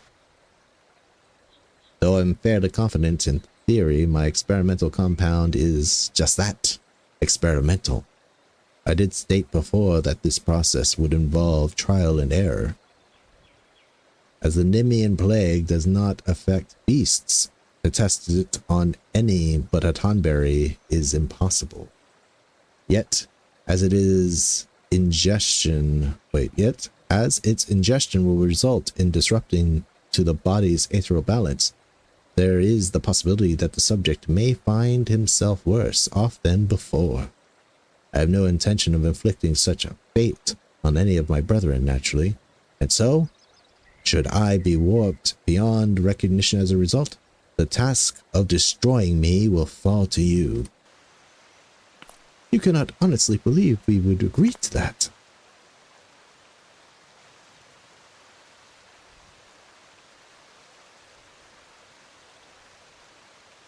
What if you were to test it on me instead?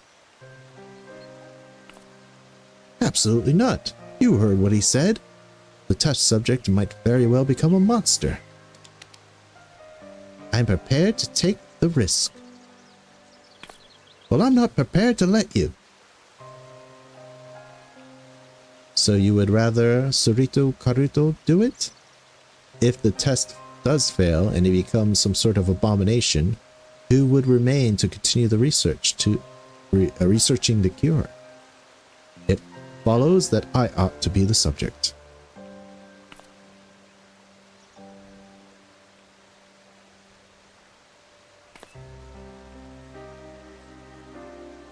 And I'm supposed to accept that? It's not your choice to make. Please calm yourselves.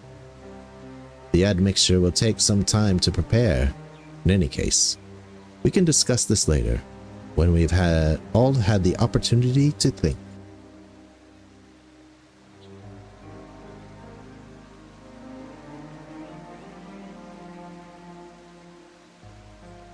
Fine.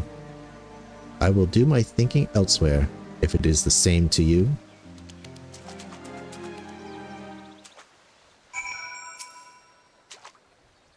I had hoped everyone would be amenable, but I suppose life is rarely so simple.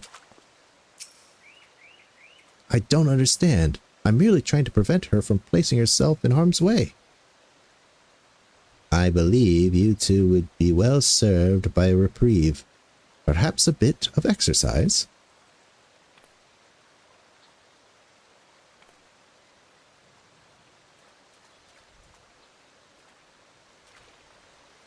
If you insist.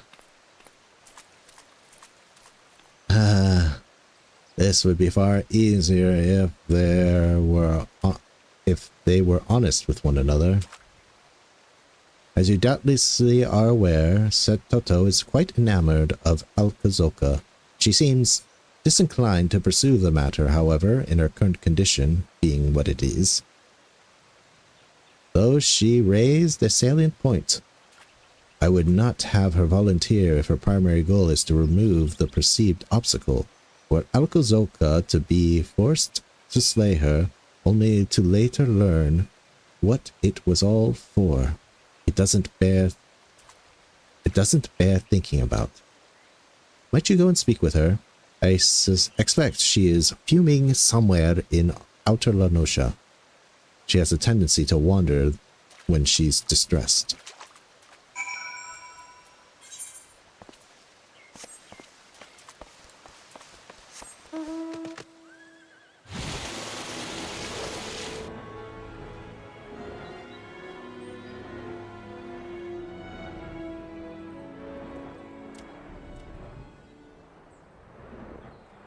If anything, it's more obvious that Alkazoka is enamored with her, not the other way around, to be honest.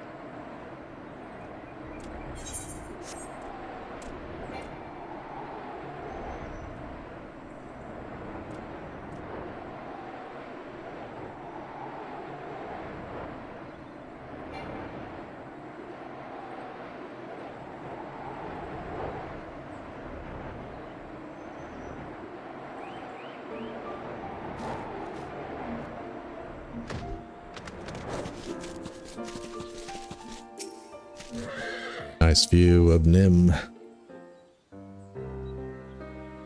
The Wanderer's Palace right there.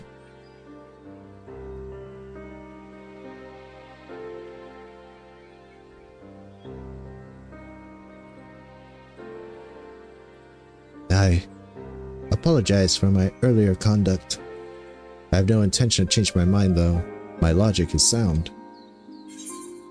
It is. But are the reasons you gave truly why you volunteered? Is it? Love makes us do foolish things. The first one is the rational choice. Are they? Ah, I see. Since it's come to this, yes, I am in love with Alkazoka. And maybe, were things different, I could be content with that. If we might walk hand in hand without drawing attention of every would-be hero within 10 moms, if my compatriots were just as free to pursue their own happiness. It is, however, his insistence upon protecting me above all else. It chafes. I am no fool. I know that others, Alkazoka included, are stronger than I, and I am not so proud as to refuse aid on principle. But it is not enough to merely live insulated from harm. I've always wanted to help people, now more than ever, knowing firsthand the terrible toll this blight takes on us all. It is simply my own desires that make me so adamant. Truthfully, there is no more suitable subject on whom the cure might be tested. I had not yet seen 20 summers when I was afflicted, so if it has unanticipated effects, my body will be best able to bear them. Moreover, I was one of the last to fall to the plague before we entered our lengthy slumber, meaning my illness is less advanced.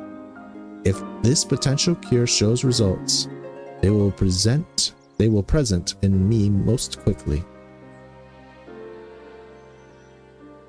To say the thought that it could fail does not frighten me would be a lie. Yet, there is a means by which I might save my people from suffering. I cannot ignore it. You've followed the path of the scholar. You understand, don't you? You may make a compelling argument. Yes, I think I know the feeling.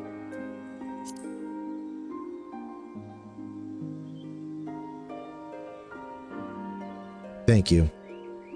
Talking this through with you has helped clear my head. I believe I am ready to speak with the others.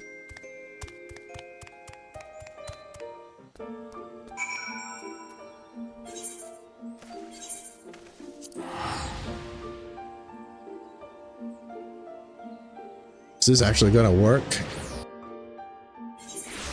Are we gonna finally cure the Tonberries?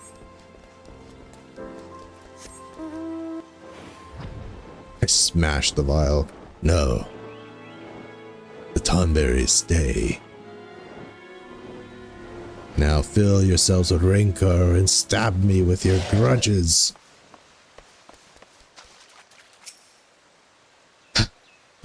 There. I finished running through Sergeant Tolga's 1,000-step training regimen.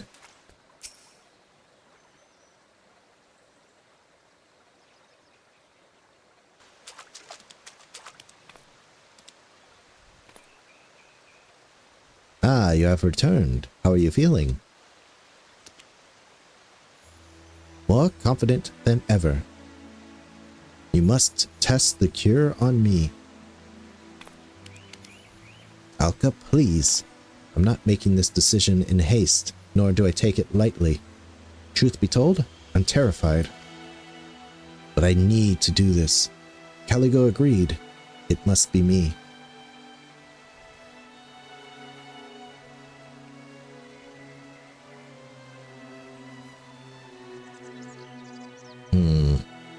Yes, I must admit, your reasoning is sound. I appreciate that you worry for me, Alka. It means more than you know. But this is my duty, my battle to fight. You can trust me to meet this foe with all I have. I vow not to quit the field until the bitter end. But if the time comes when I am no longer myself, I need to know that my fate is in good hands, in your hands.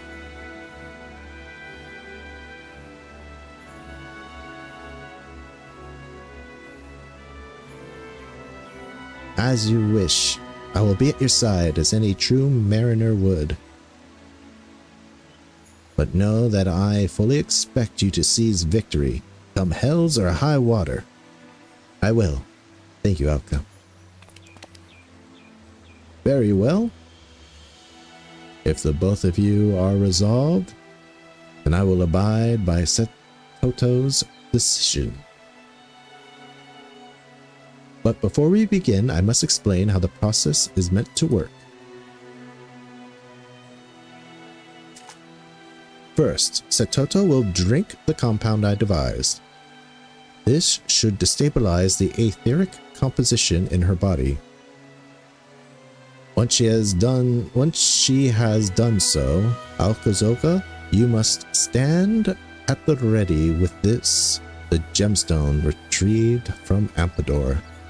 It shall serve as a focus.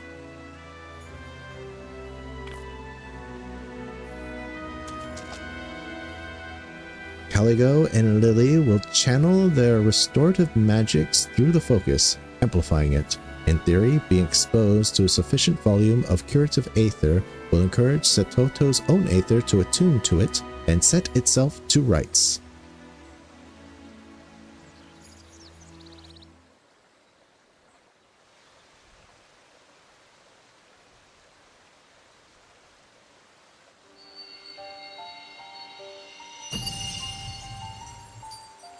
Maybe we should turn her into the angel. Probably be better.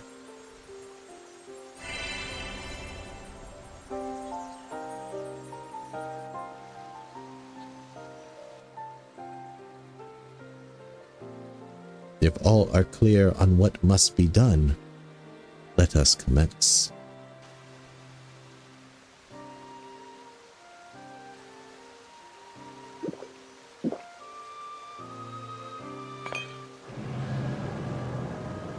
Oh, oh, it burns, it burns.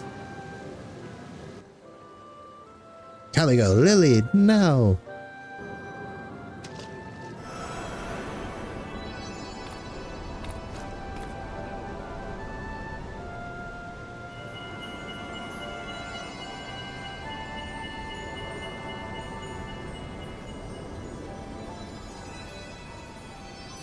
Fight it, Satoto.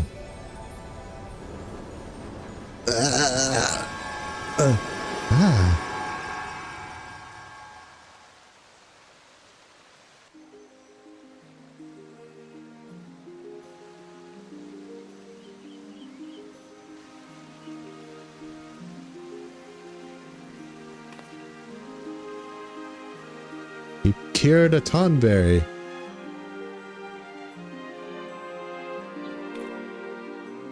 What have you done?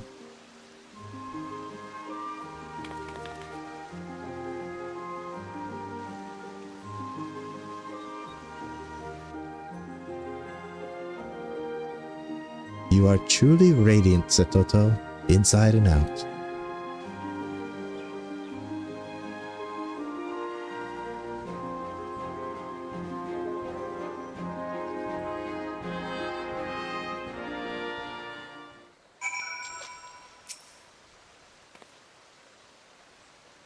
I feel the breeze on my skin.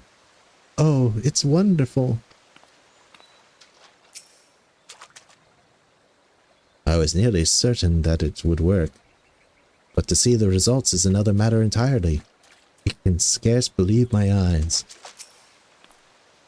To think, after all this time, the endless research, we have a cure for the Neminian plague, that Sorito Carito even managed to devise such a thing is remarkable enough, but to see it succeed, without Caligo's skill as a scholar, it never would have been possible. And Satoto, your kindness, your conviction, your strength of spirit, it inspires me to train with even greater fervor.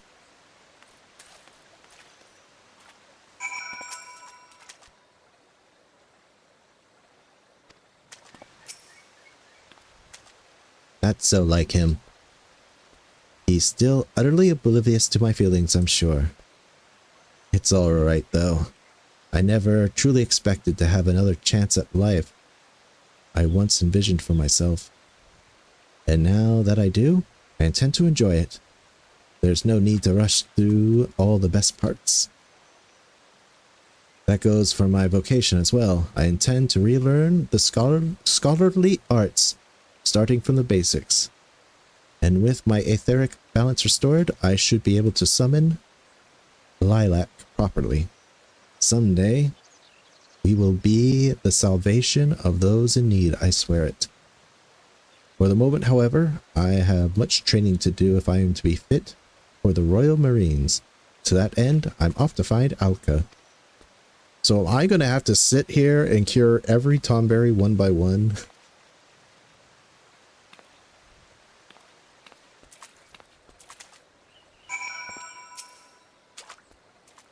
Having labored for so long, so fruitlessly, and then to see the cure realized at last, I find myself at a loss for words.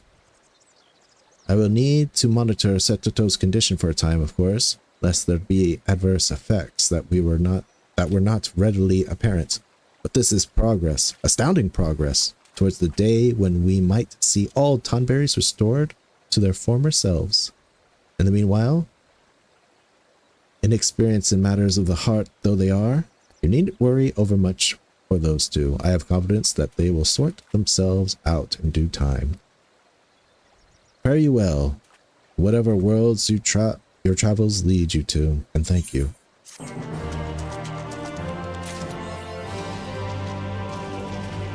Alright, let's teleport to Limsa and see what Alka Zulka has to say. And then we're going to take a small break. And then we're going to do the combined role quest in Novrand. And that will be the end of 5.0. Well, I say the end, but then we begin again. I gotta get my alts up here.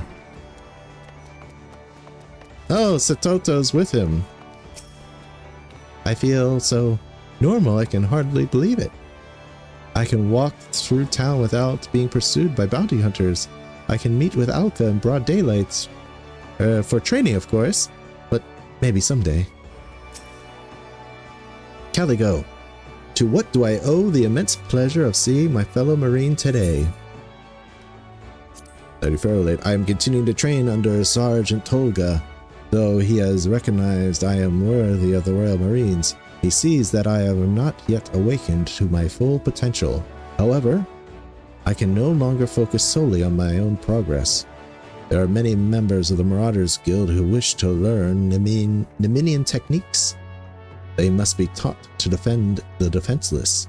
And you and I must lead by example. To victory, my friend, come hells or high water.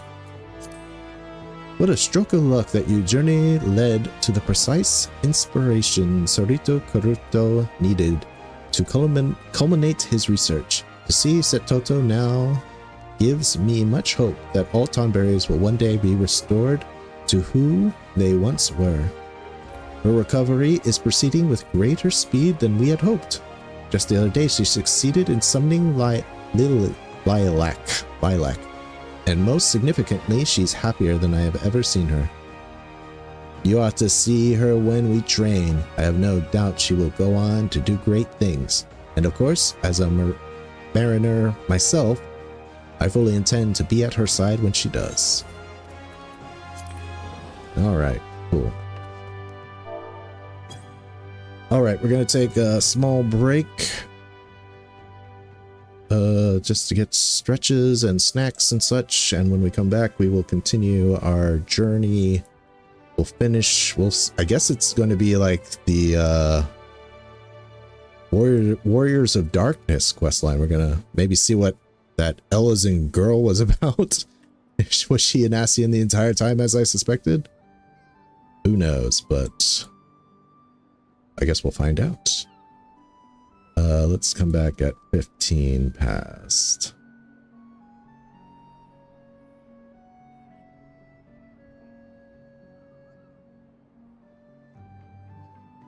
All right, I shall see you anon.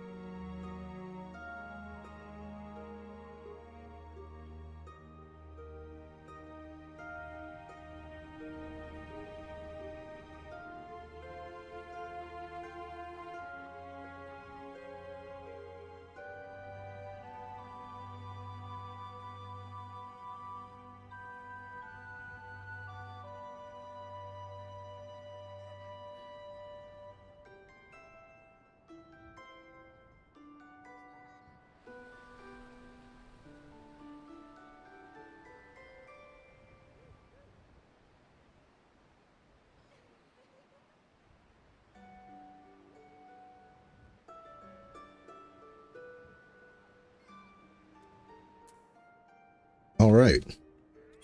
So I guess for these quests, I'll stick with Red Mage.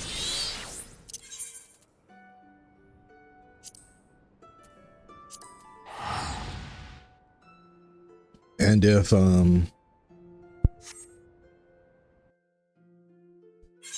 excuse me, if Burr was to be believed, he told me that it would be at the bar.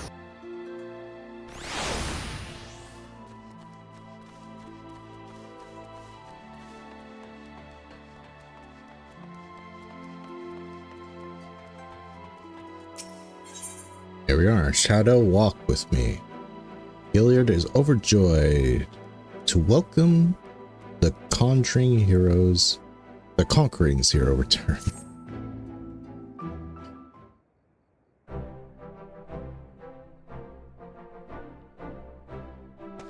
Well, if it isn't the great hunter himself.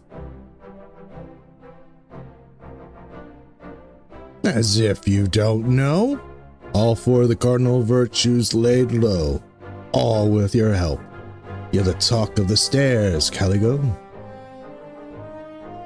When the night returned to Lakeland, we knew in our hearts that change was on the horizon, but never did I dare hope that you might help us rid us of those terrible fiends. You've surpassed my wildest expectations.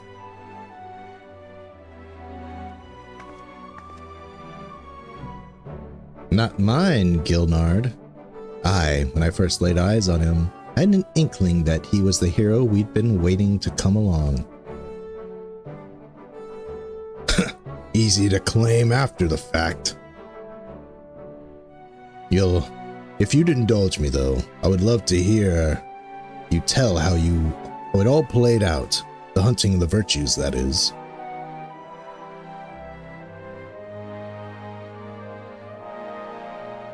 Well, you see,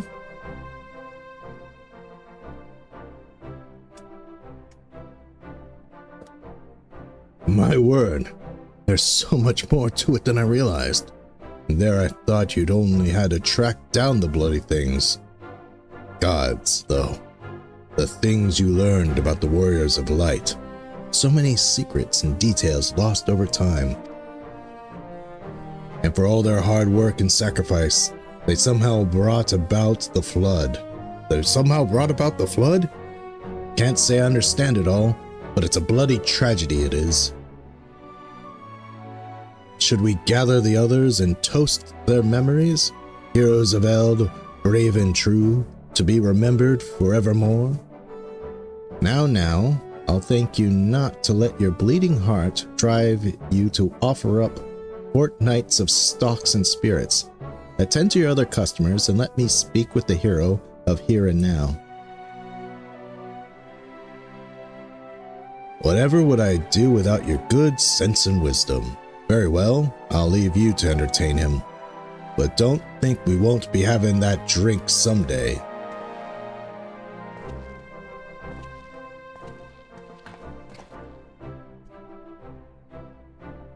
Caligo, I must thank you for sharing with us such incredible tales. It is only right that I repay you in kind.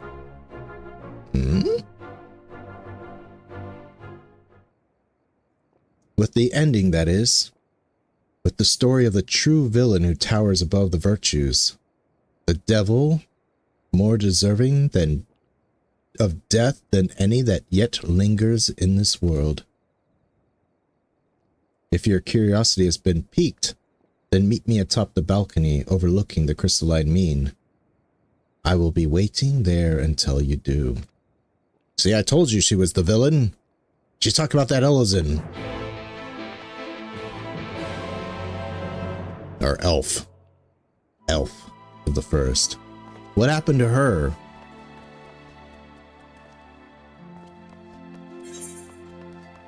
She was with them, smirking suspiciously.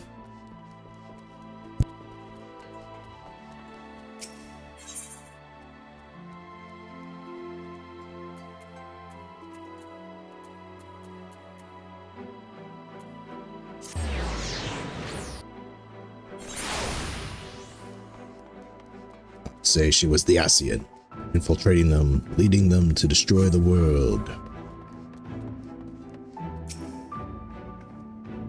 You came as I knew you would.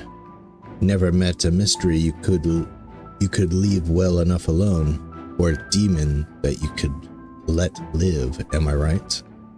And this demon is undeniably deserving of death. Make no mistake. To cut them down would be just and proper, the act of a goodly person. And that is just what you are. I can see that. It's being really encryptic, yeah. No need to grow impatient or be offended, my friend. But before you pass judgment on this villain, you need first understand their part in everything. Who they were to the fallen warriors of light, for instance.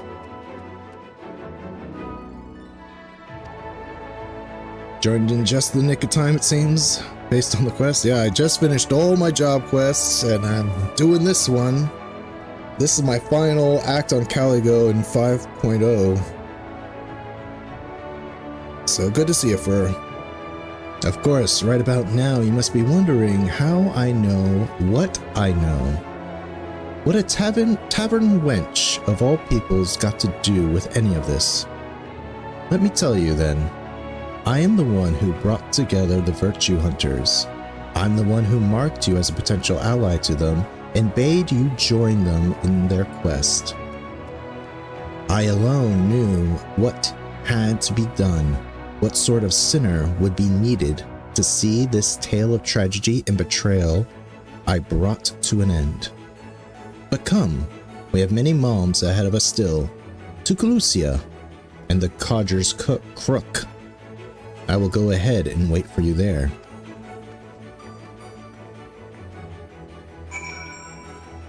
I always thought that tavern wench, as it were, as she calls herself, kind of bore a little bit resemblance to the Elizin, or actually, I keep calling her Elizin, the elf girl that's with the Warriors of Darkness that didn't quite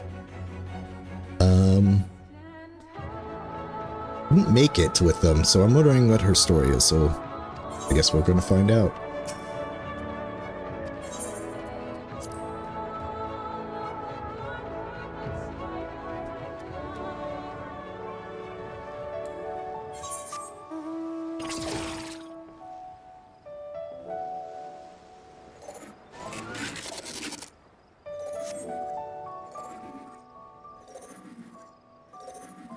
So she's the mastermind that got me to fight all the virtues.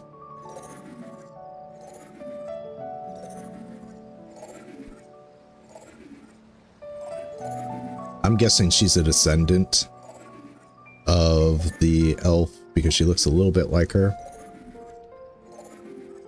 And she feels kind of like that family generational guilt.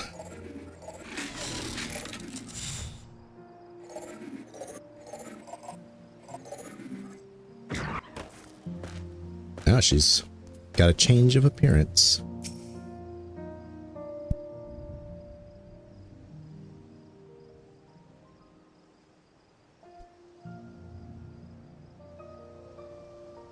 You are accustomed to life on the road, I see. As am I. Do you recognize this place? Thought you might. Here's where it began, where Ardbert first met Lamit.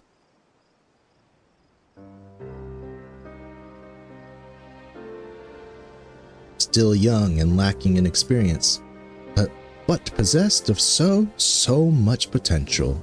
Heroes in the making. Even the keen-eyed could see. They would only fulfill that promise much later, though, after joining with their other dear companions, Brandon and Renda Ray.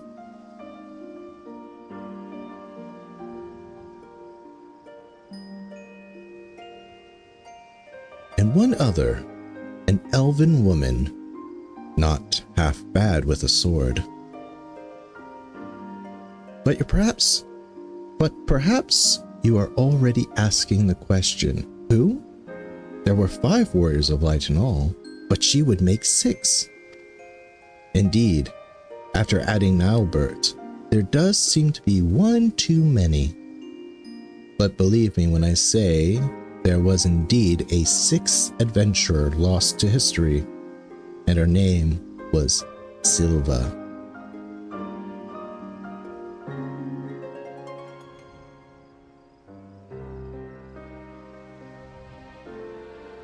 Though I doubt I need convince you of this truth. When you walked in the Virtue's memories, you saw her time and time again, did you not?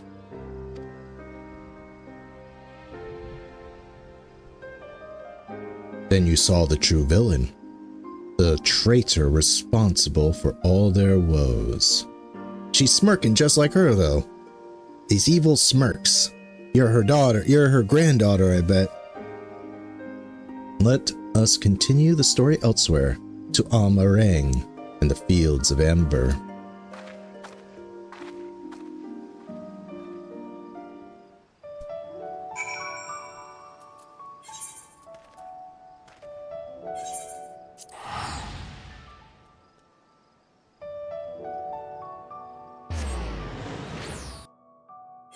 I have a feeling this is a misdirect, that she's not really the traitor. You know, none of them were.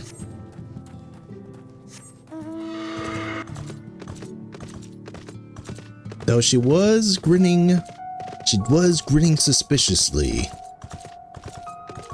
But still, it's a misdirect. It's a red herring.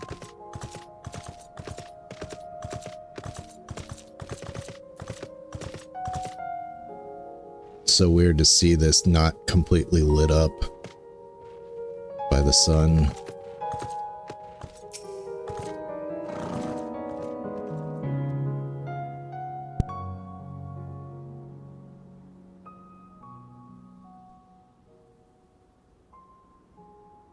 You saw the true villain's face in their memories, and I told you her name in Calusia.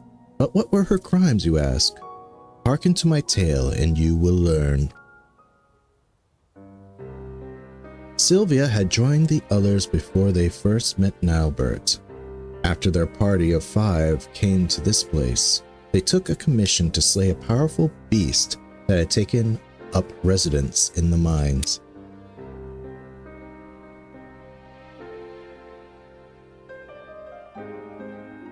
Said beast was believed to be the instigator of ever more terrible tremors, and so time was of the essence.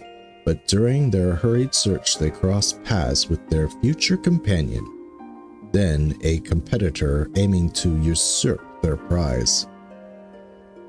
After another tremor triggered by the beast trapped them underground, they had no choice but to work together to lay it low.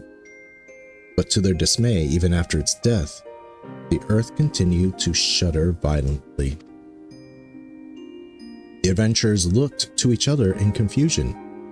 Albert strode towards the beast's body and grabbed hold of a curious stone, a stone brimming with untold aether that he had sought out that he might harness its potential to rescue a loved one lost to the rift.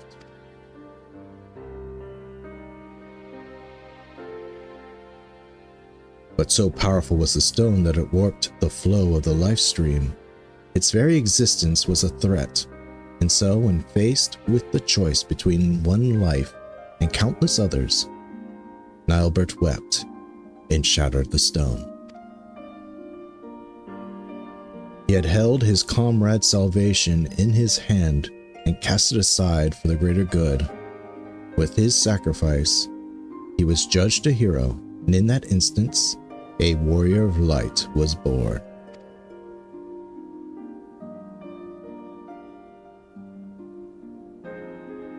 In life, Nilbert was a pragmatic figure whose wisdom and sagacity? It's that time, folks.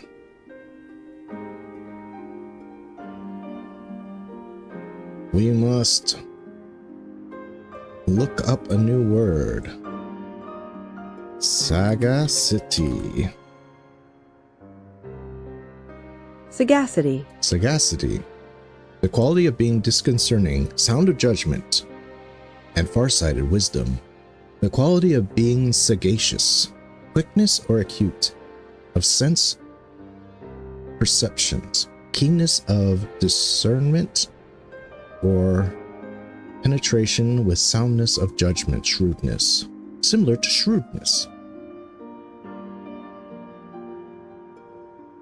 Sagaciousness. The quality of being sage. Oh, so it comes from I thought it kind of might have meant like saga, like wide knowledge, but it probably comes from sage, like you're of a sage. Sagacity. Sagacity. Sagacity, excuse me. Sagacity. Well, time to add this to the folder. New word got. Moment to save it.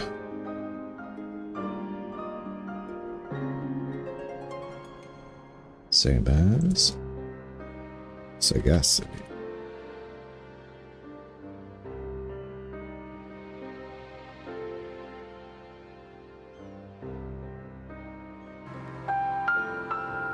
The more you know, folks, the more you know.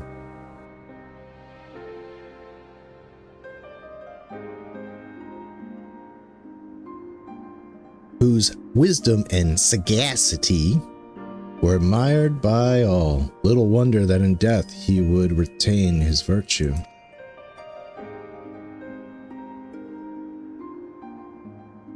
See that smile? She's doing that same smile. But as Albert mourned the friends he forever lost, the betrayers Scylla looked on in silent contentment, for they had taken the first step on their path towards becoming heroes brave and true. His sacrifice had sparked the transformation.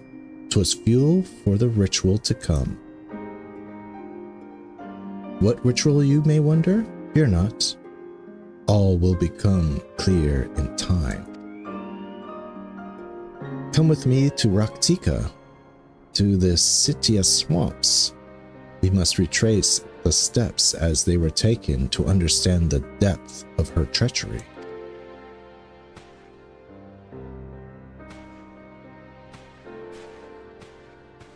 She's being so cryptic. I wonder if this has to do with the Shadow Keeper. It seems like this Shadow Keeper guy was like a villain. Obviously bad dude, right? He created like the warg. He transformed elves into furballs or something. But maybe killing him was like the only thing keeping the light at bay.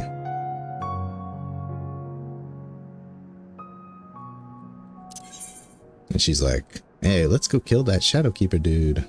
He's evil. It's like, killing him destroyed the world. This is all your fault. Anyway,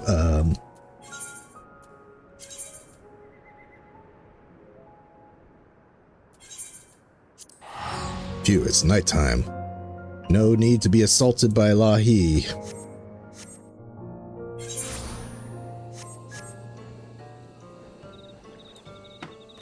Oops. It's on a mount.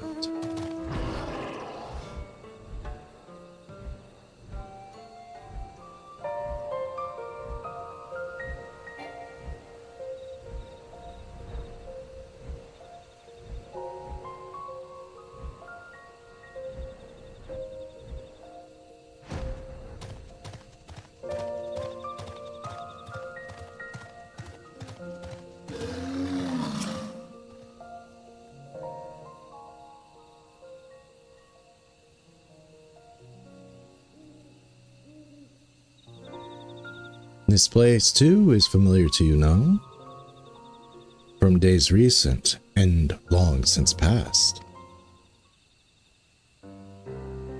After the events in Almarang, Harbert and his comrades grew in fame, spurning others to entreat their aid.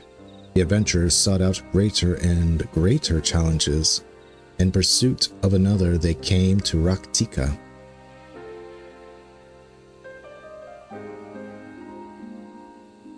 It is here. While here, the hunter Randare learned of the notorious mark Balam Quits was near, and so, under the cover of dark, she slipped away from the others to slay the beast by herself. Like Nalbert before, of course, you already know what her motives was. Balam Quits had robbed her of her fellow hunters. Only vengeance would redress the balance. Moreover, she would not dare risk the lives of her new comrades. So terrified was she of the mere possibility that she might have to relive that terrible day. And so she faced Balam Quits alone, and would have surely died for it had Ardbert and the others not arrived in time to help.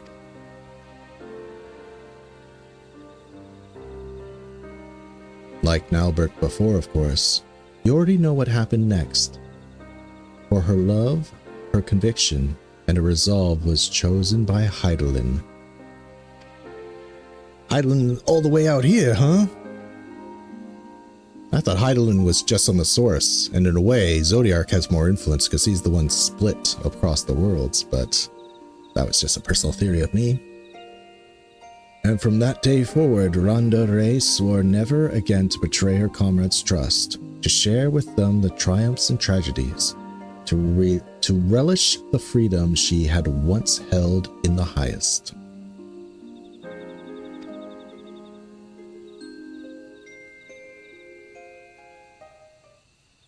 The bravest, most courageous hunter that ever was, that moment would define what she became in life and in death. Her sacrifice would hasten the transformation. 'Twas fuel for a ritual to come. The betrayer, Silva, looked on, yet more satisfied.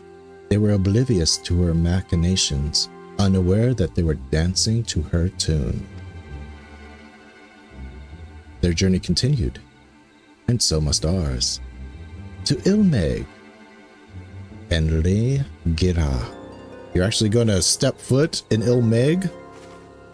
You are crazy, girl.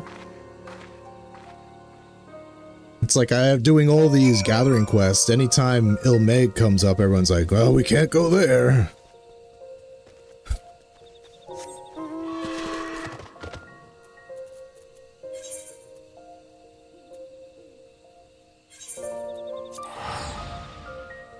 Oh, we ought to go to Ilmeg? Well, that's Lost Cause. And I'm like, wait a minute.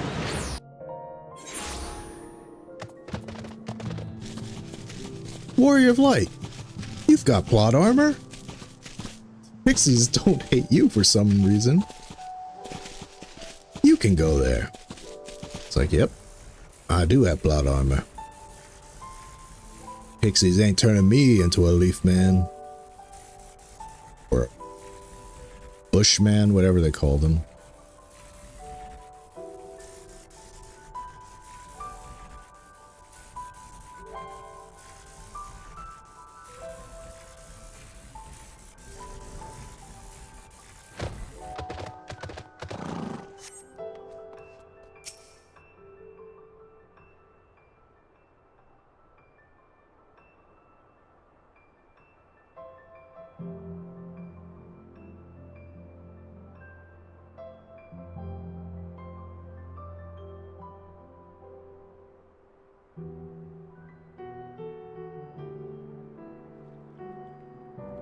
As beautiful now as it was then.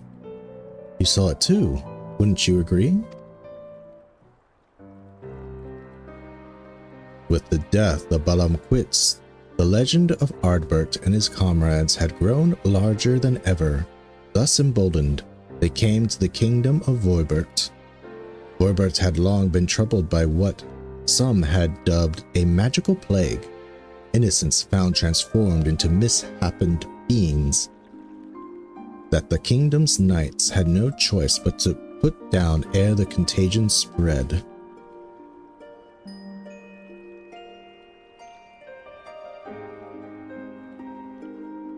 Brandon had been one such knight. In his youth, he had served the Princess Suldia faithfully, only to be cast out for a single mistake. Thus did he take to the road where he met Arbert and the others. Having grown stronger and wiser and more respected, Brandon felt it was time to return to and redeem himself. And with the aid of his comrades, he did just that. Tadric, the court mage, was unmasked as the mastermind of Voibert's misery, and by disgraced knight's blade he was brought to justice.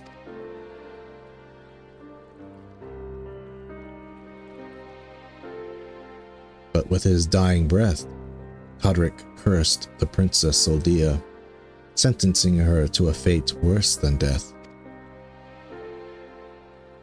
At her behest did he raise up his blade, and for the sake of the kingdom, strike down his liege lady.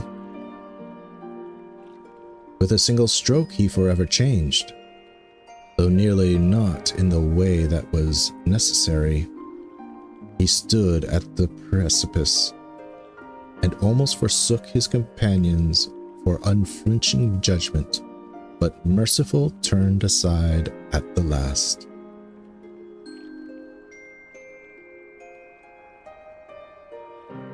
Thus did he find and embrace true justice, that which weighs law and heart together and strives for the greater good.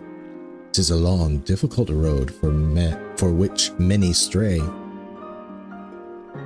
setting for simpler moralities. But I would expect no less of the man who would become Dikaiosne.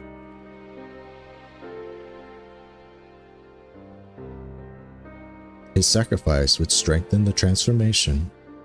'Twas fuel for a ritual to come. As her companions grew ever more powerful, so did the betrayer Silva. Bit by bit, they brought her closer to her goal. But it was not yet finished. To Carusia they returned, and so must we. Tamra, the next chapter of our tale await.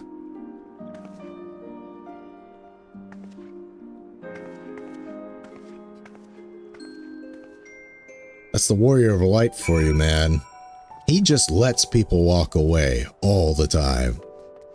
Warrior of Light fights Gaius. Gaius turns around, slowly walks towards the ultimate weapon. Warrior of Light? What can I do?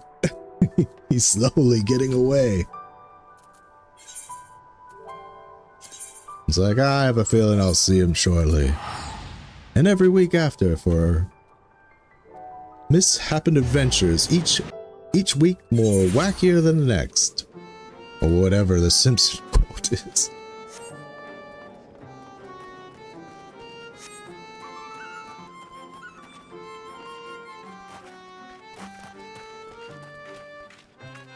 We should, how do you do it? What is the, I have the emote now, right? Let's see, what's the emote? Greetings.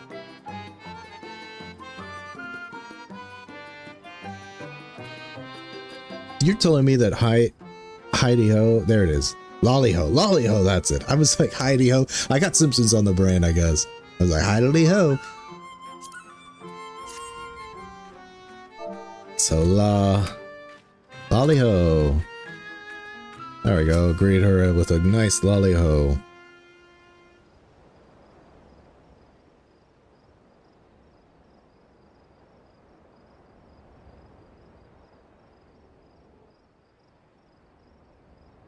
Slowly but surely, the adventurers were fulfilling their potential. Word of their deeds in Voibert spread like wildfire, and their legend grew even larger. But for all their success, the fledgling heroes would be forced to endure more hardships and welcome more sacrifice.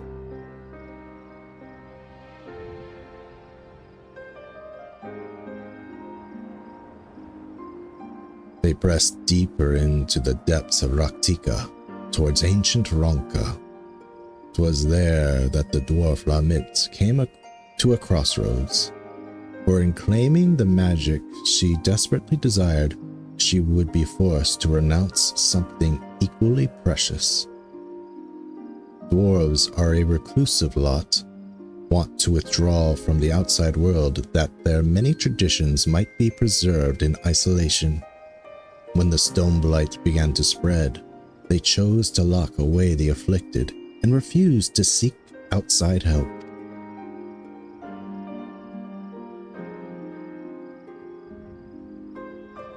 But Lamit would not abide this. She vowed to save her ailing kin, her sister among them.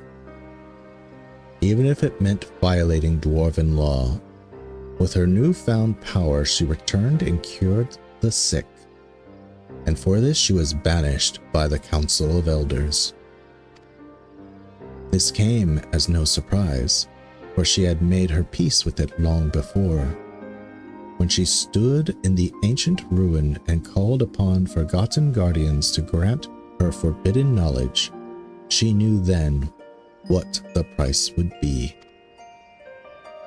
She had weighed her traditions and identity against the lives of those she loved and made her choice, though it pained her terribly and in ways only a dwarf could understand, and Heidelin, it would seem.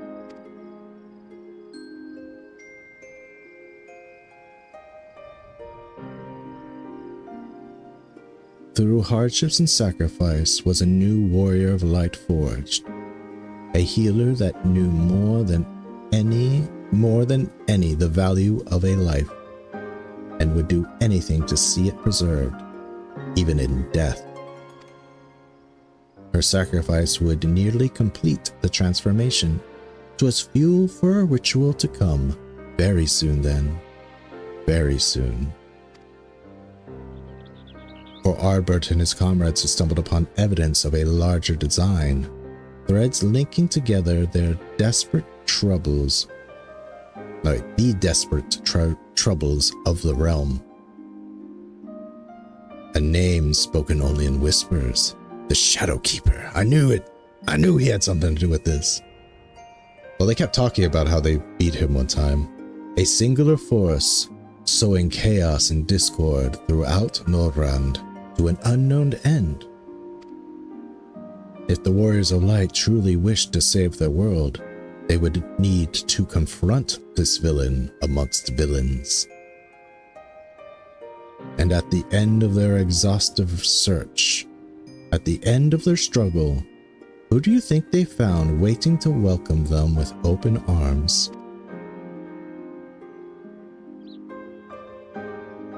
The answer awaits us in Lakeland, our final destination. The villain yet walks among us, Caligo, unknown and unpunished. Go on ahead and wait for me at Laxen Loft. There are preparations to which I must first attend. You're the villain. You're doing the whole samurai quest thing all over again. The true villain stands before you. Now kill me. Nah, you're not so bad.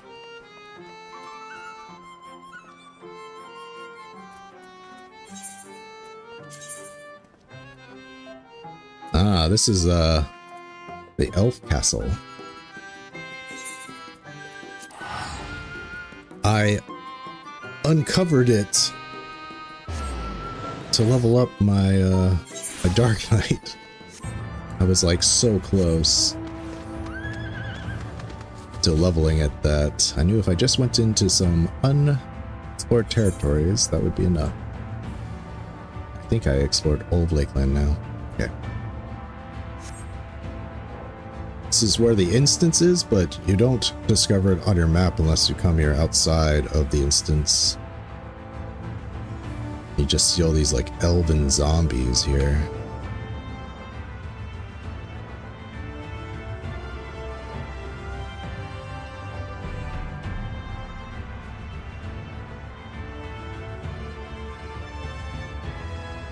She's going to fight us. she's actually her. She's her. But she, I don't know, maybe she's... Do elves live extra long times? Elizin don't live extra long. They live slightly long.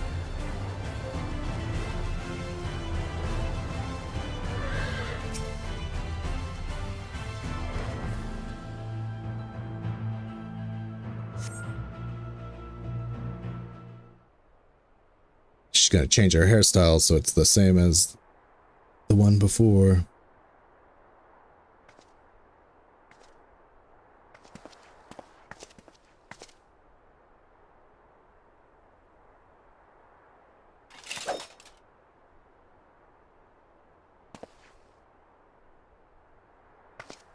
Damn, look at that sword.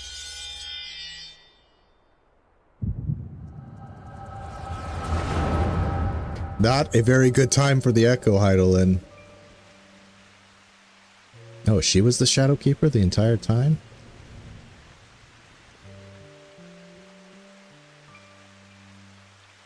Damn you, Silva. We were comrades in arms. Friends. She could probably kill us right now if she wanted to. We're like busy just hallucinating.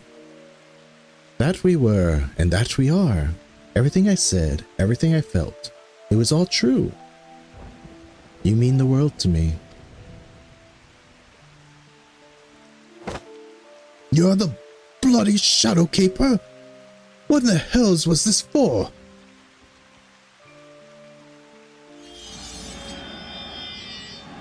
She's an she's a Asian. For you, for every one of you, to forge you into the heroes worthy of her blessing, that she might choose you as her champions. She knows Heidelin. A ruthless mage consumed by the pursuit of power to save his friends no matter the cost, by sacrificing a warrior born. Oh, by his sacrifice, a warrior born. A mournful hunter, scared by tragedies, tragic resolve never again to trust in others, by her sacrifice, a warrior born. She knows too much about Heidelin, so she has to be an Asian, I think. That just taken the title of Shadowkeeper. A disgraced knight who yearned to steal the heart of injustice, to steal his heart in justice's name, by his sacrifice, a warrior born. A troubled healer torn between tradition and love, by her sacrifice, a warrior born. And their leader, an adventurer with a heart overflowing with love for his dearest comrades, who must now bring his axe to bear against his own. By his sacrifice, a warrior born. I am the villain you seek, the keeper of shadows from a world shrouded in dark. By our struggle will this world be shattered and its souls saved. She's an Asian. She's talking about the shattering and souls being unsundered and such. Silva!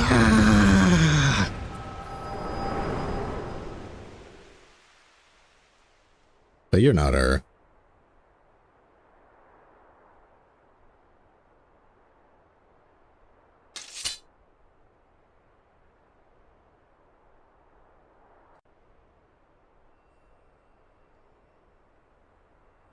So this is basically Arbert's story.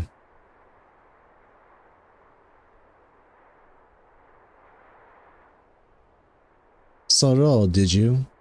I thought that you might. Mother's gift has a knack for showing us exactly what we need to see, if not what we want to or when.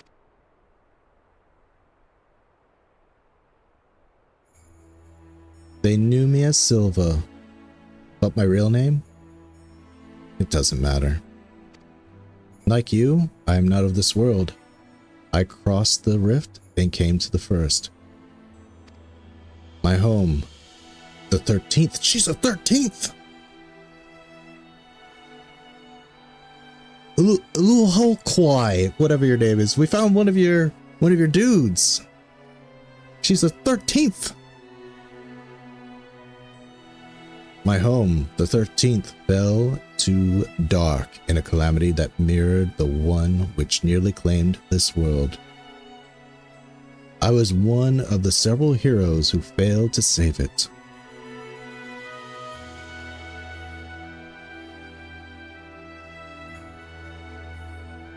Yeah, she's talking about a new Kalalhai.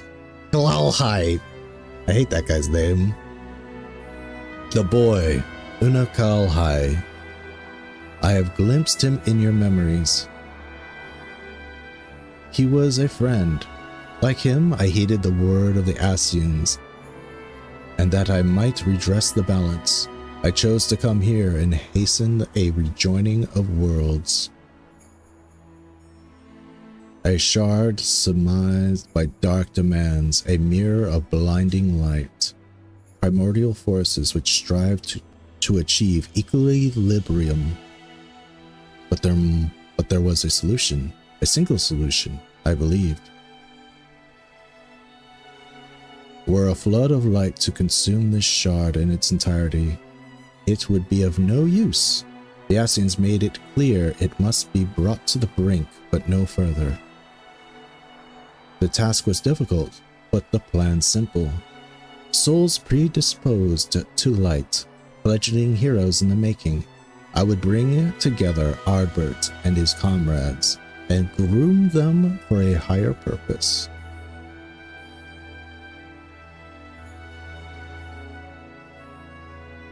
I would play the part of comrade and guide their course, all while laboring in secret to pit stronger and stronger enemies against them, until finally, once they were warriors of light, brave and true, I would reveal myself as a warrior of darkness and extinguish their radiance forever. Thus would this world be primed for a rejoining, and the source for a calamity. The Asians, who called themselves Mitron and Logarith, were confident it would succeed, and indeed, Ardbert and the others rose to the occasion, as I knew they would.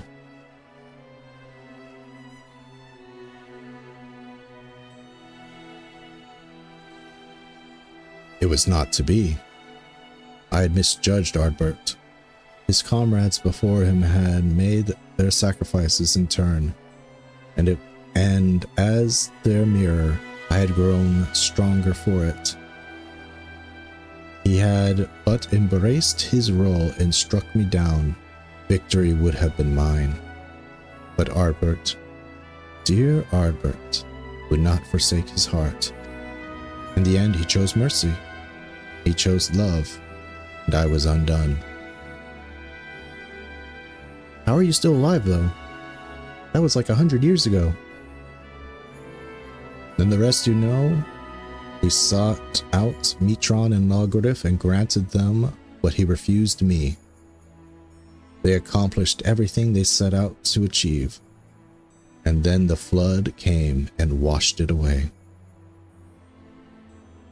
In the wake of my betrayal, I would look on from the shadows and reflect on my many sins as all fell to ruin, denied death then and now, and perhaps ever after, as my fragment of an existence endures.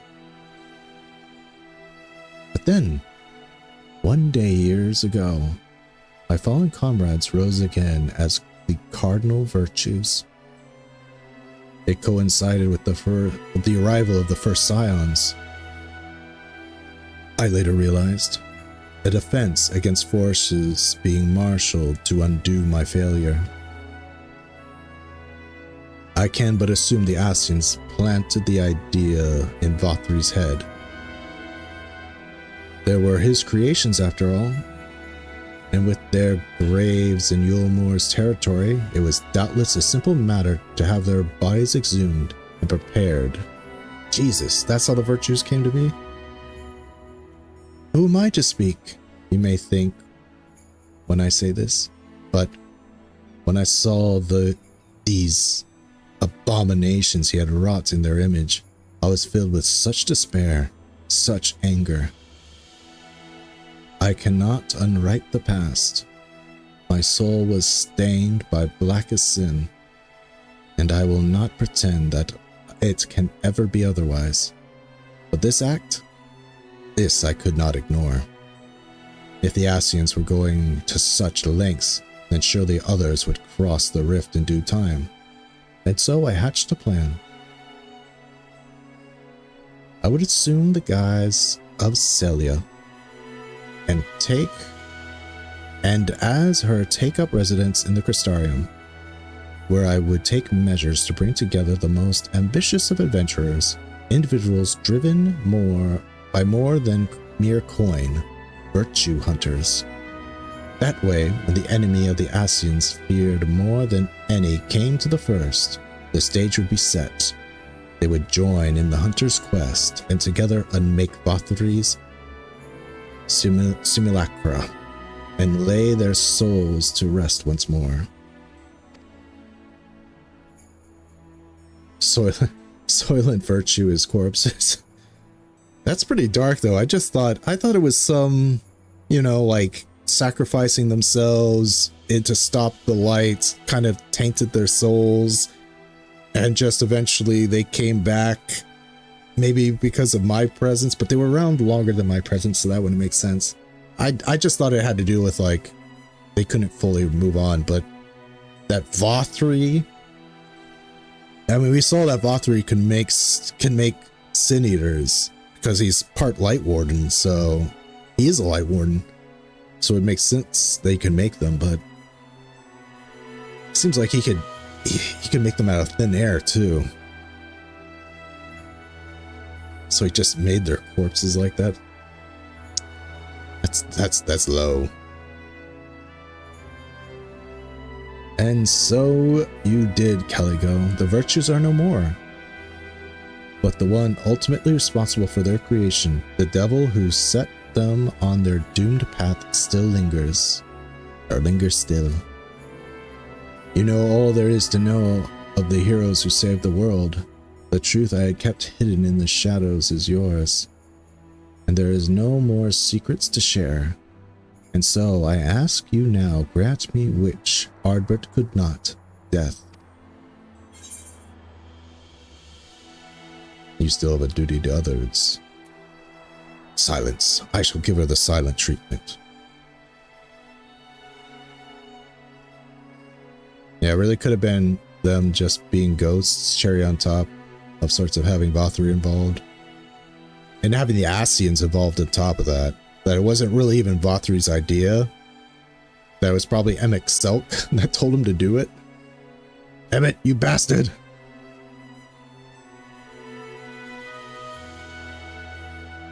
I'm gonna give her the silent treatment.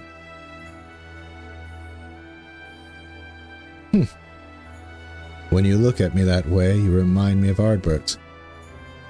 He never did let me take it easy, the easy way out. I'm guessing suicide is out of the question too? How can you stand there and say I deserve to live, knowing everything I did, the lives I destroyed, the chaos I wrought? The Warden's pale in comparison. Surely there is no greater villain than the Shadowkeeper. This is why you must atone for your deeds. Death is no comfort to the living. I'll say death is no comfort to the living. Now I rub my chin though, maybe I shouldn't have said that. Twould be for my own benefit, that I cannot deny. If I'm in to indulge in one final act of selfishness, you make me do it myself, won't you? Make me confront the cowardice of it, the ugly truth that I'd rather run away than try to seek atonement. Perhaps I may yet find purpose in preserving my comrades' legacy, in helping others understand the sacrifices that made them true heroes. For now, I shall return to the Crystarium and continue to assist Gilnard while spreading the forgotten tales of the Warriors of Light. You would have been good friends, you and Ardbert, in another life. Dude, you're not going to tell her that your ghost is with you? Maybe you and I as well. Wait, did Ardbert fully fused with me though, right? That's how I was able to defeat Hades. He fused with me, right? I'm a little bit less sundered now. Maybe you and I as well. I don't know. I don't know if we should have let her go. I mean, she was kind of tricked, and obviously she feels bad about it. But if you read about some of the stuff that the Shadowkeeper did,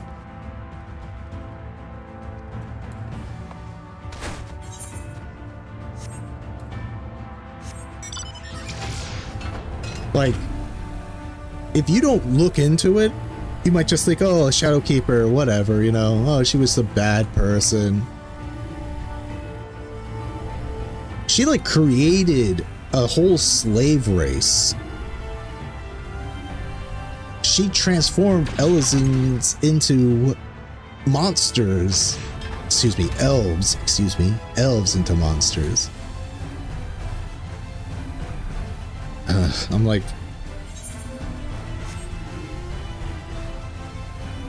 see these guys? See these wargs? She created them. They're subservient to her, but then she disappeared. I thought the Shadowkeeper was going to be like a giant wolf monster. Because look at these wargs, and they turn like into like you know, these wargs don't like their Shadowkeeper creations. I forgot what else she did. What else did I find out about the Shadowkeeper? She transforms elves into... Here. Did I buy the card? Let's go to Fort Job real quick. Shadowkeeper's... it's irony is the most Shadowkeeper stuff is in Lakeland. I learned about it doing bi-colored gemstone stuff.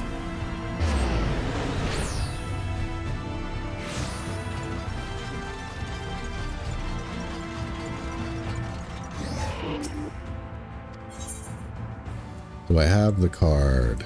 The Knoll, that's what they're called. Jeez, I couldn't call them kobolds. No, I'll spend what I have to get this card so we can read the lore on it. Ironically, there's only one Knoll in the entire game that I'm aware of. It's a notorious monster fate. But you go here, you go to card list. Iguana, Hobgoblin.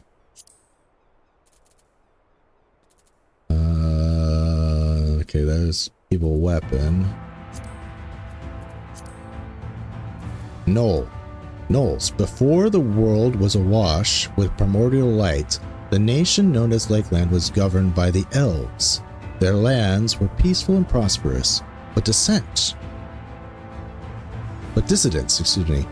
who remembered the days of Eld when elves ruled the whole of Novrand, much like how Elizin once ruled all of Eorzea, grew hungry and were for more wealth and more power. In the end, they would serve the Shadowkeeper, who transformed them into twisted, hellish beasts we now know as Knoll. Like, she's pretty damn, like, she's a warrior of light, right? From the 13th. But she has some wicked magics, man. I don't know how she does it. She created a warg race, which might have actually just been like, I don't know. Well, they wouldn't be elves, because I think I would have learned that. And she transforms elves into gnolls.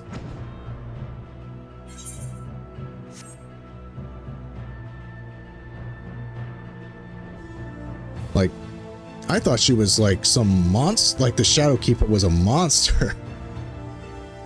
Like something kind of akin to a primal or an auspice or something, you know? But it's just a warrior of light from the 13th. It's like, and you're gonna let her go? It's okay, no more creating beast races to serve you in your evil deeds, and no more transforming elves into gnolls, okay? Okay, I'll just become a waitress. It's a little,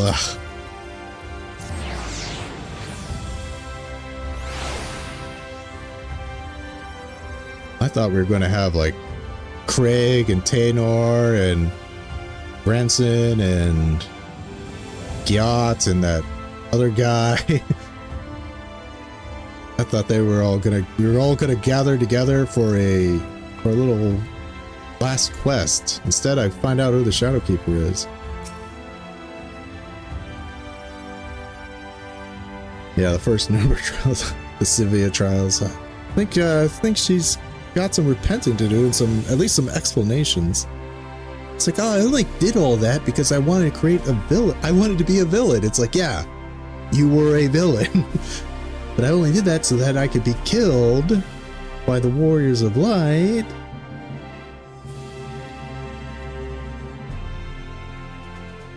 I tell you, I am not at all accustomed to wearing armor any longer. Simply moving about in it is enough to tax my strength. And fighting?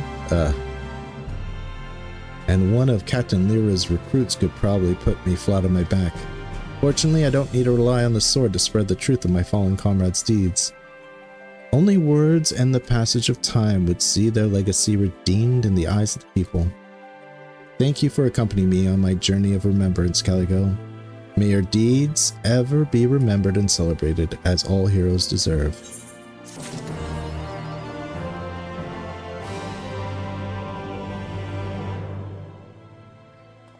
Just extradite her back to the 13th. So they, hey. She'll probably just become a void scent then, right? Like Nero was about to. Welcome to the Wandering Stairs, love. What does he look for? I'm still a tavern wench, aren't I? We all have our parts to play. Tell me about the Shadowkeeper. Yes, I want to know about the Shadowkeeper. Why, only the greatest villain of her day, the mysterious architect of countless tragedies across Nullbrunt, who finally faced justice at the hands of the Warriors of Light, a betrayer who defeats set in motion events, cumulating. See, I thought like literally killing the Shadowkeeper caused the flood, and they retconned it from like killing the Ascians caused the flood. Cumulating the floodlight. But you knew that much, didn't you? Before I took that name, I was known as by another on the 13th. A shard all but subsumed by darkness. There, I met with Ascians who convinced me that the only path to salvation was to embrace the dark and journey onto this world. I had two objectives. One was to raise up heroes brave and true, worthy of champions of the light. Excuse me.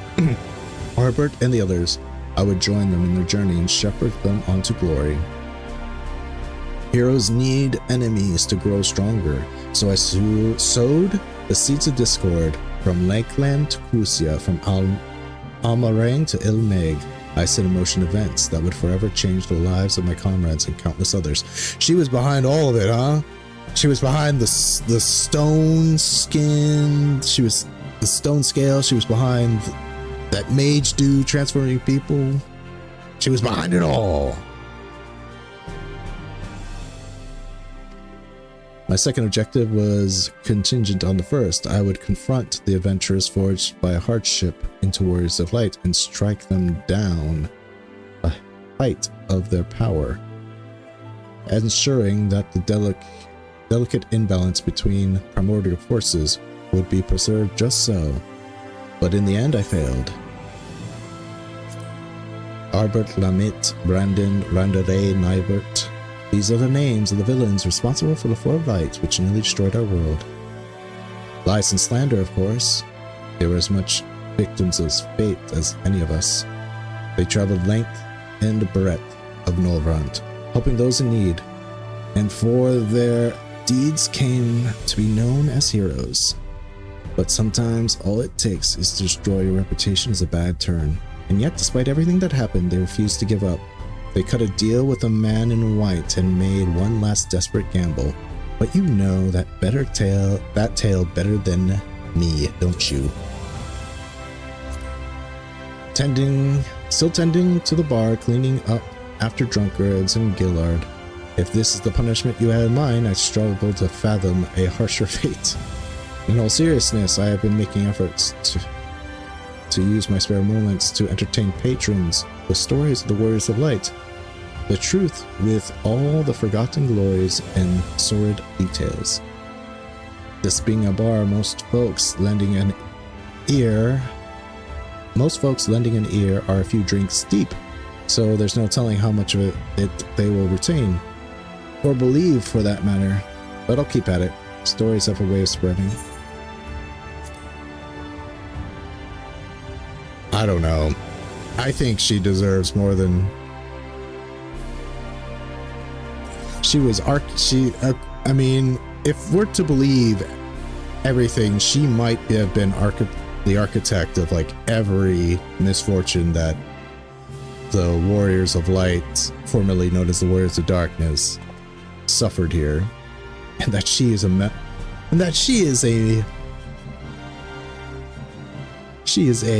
native of the 13th. I did not see that coming.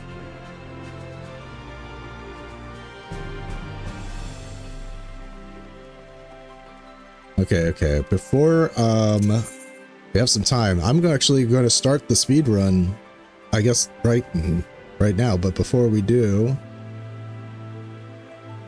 I gotta talk to what's his face? Little dude in the white robe.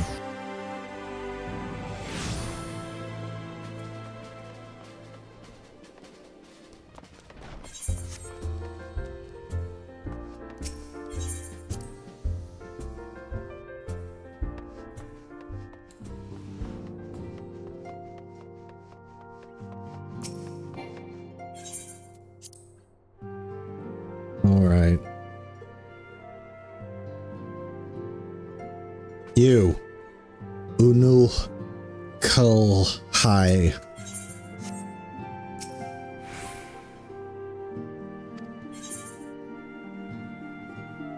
Oh my God! Can I not talk? Can I not say? Like she said, he was that she was his friend. That are you? I also feel like this guy might be one of my sundered soul shards. It's like from the 13th. It's like, Anul Kalhai, just wait there while I consume you. I need to become stronger, less sundered, closer to the ancients. Let me devour you. I've already revealed to you the secrets of my origin. In the spirit of friendship you have offered me, I shall endeavor to remain open and truthful from this point forward. We must have trust between us. Pray permit me to remove my mask when I speak thus in private. Oh wait, am I gonna have to... Does he say something new now? As I once explained, I was not born of this world. My home fell to oblivion long ago. It is now known as the Void. The champions who fought upon that ruined star were corrupted by the captured essence of the primals, twisted into incarnations of darkness. To those of the light who stood up to oppose them were but suckling babes in comparison. I am told there were more like me, young and touched by the echo, but the darkness consumed all ere we learned of each other's existence. Even the servants of such power which annihilated my world could find naught to salvage in the emptiness which remained. Such a tale you have heard from me before, but I feel the story bears repeating. Think of it as a mantra, a warning that you might avoid the same terrible fate. It is fortunate, however, that this world is bountiful where mine own was found wanting. You have become the hero that I never was, strengthened and steadied by your companions in the scions of the seventh dawn. And now more than ever, I am certain that my journey to your star was inevitable, that we are all drawn in and drawn out onward by the brilliance of your unwavering light. I am told that soon it will be your turn to travel across the rift. And unlike energies which ravaged my home, the star which beckons you is filled with blinding incandescence. Yet a flood of light will invite destruction as surely as the maelstrom of darkness. I wonder then how a companion sworn to the light could serve to redress this imbalance. What strange destiny calls you to this battle? I did not know he did that. That's kind of like a hidden thing. Maybe, I guess at the end of Stormblood, maybe? He makes this? One more time. Okay, so he just says the same thing again. Well, let's see if he says something different. Yeah, okay.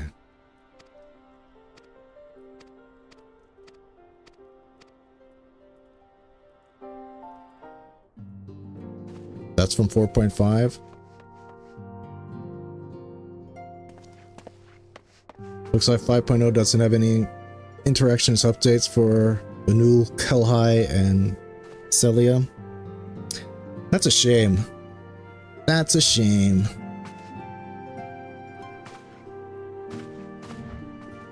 When we get the 13th expansion, I expect to see these guys.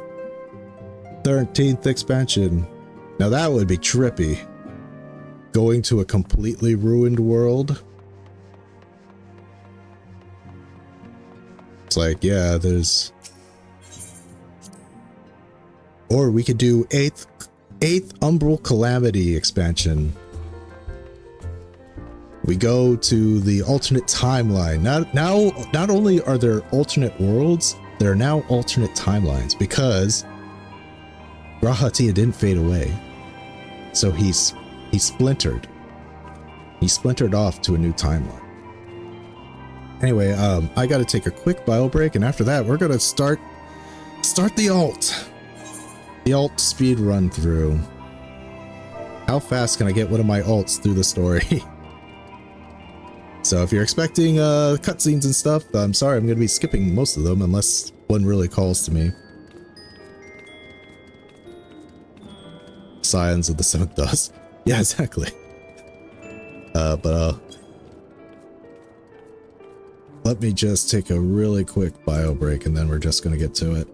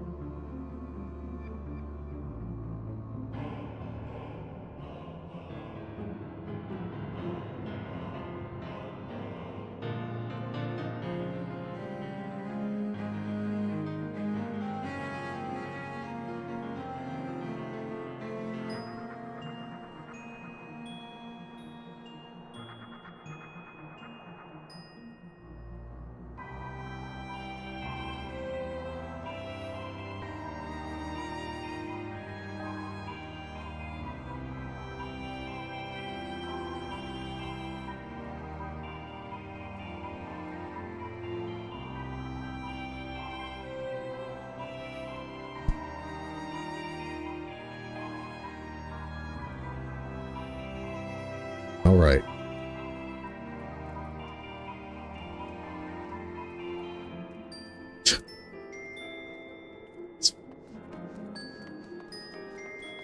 Noah still, isn't it kind of creepy that Noah is still possessing this poor Makote? And like, just out of nowhere, just this random Allegan guy, just is like, oh, by the way, yeah, I'm possessing this girl's body, and there's nothing really you can do about it. But hey, give me these. Do I even still have them? Nah, not in this character. Give me those special orbs from completing the quest, and I'll give you some Allegan crafting materials. Don't worry, she's fine. She'll be fine until I leave. 10 years later, are you gonna leave that body yet? Nah. Anyway, let's do this. Just said at the beginning of the stream, I feel like I've been stalling from getting my ults ready. Now you might be thinking, why don't I do all of Shadowbringers before I level up my ults? And it's because I like to raid with all of my ults. So, and particularly I want to do the trials, a lot of the trials with this character. So yeah, gonna do it. I feel like doing all those other quests and stuff kind of gave me a slight buffer, some time to cool down after a 5.0. And we're going to kind of keep that buffer going by not really doing a story run. With my self-insert, once I get him to the Shadowbringers quest line and beat 5.0 with him, we'll do a more of a kind of like retrospective playthrough with my main insert. So like kind of like give the funny responses and kind of more like looking back. Now that I know who the Shadowkeeper is, I'll be looking at her more and talking to her throughout the playthrough. Things like that, that I'll be able to see if I can find some kind of like hidden parts and, you know, kind of give my thoughts and commentary now that I've had it, let it kind of sit in my head. So let's see. The Serious Trench. Let's start out with Draco. He's still wearing this outfit. That was just for kind of a dress-up raid night. So let's apply. There we go.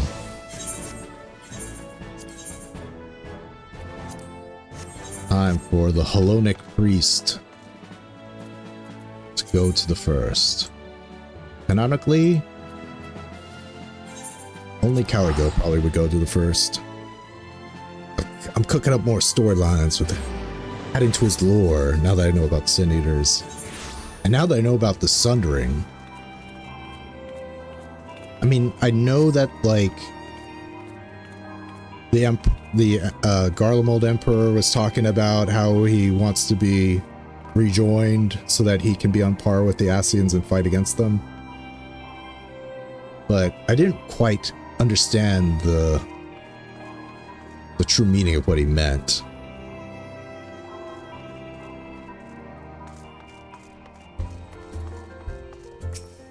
All right, let's do this. I might watch some of the cutscenes. Not gonna lie, but it's going to be mostly, we're not going to read dialogue and stuff like that.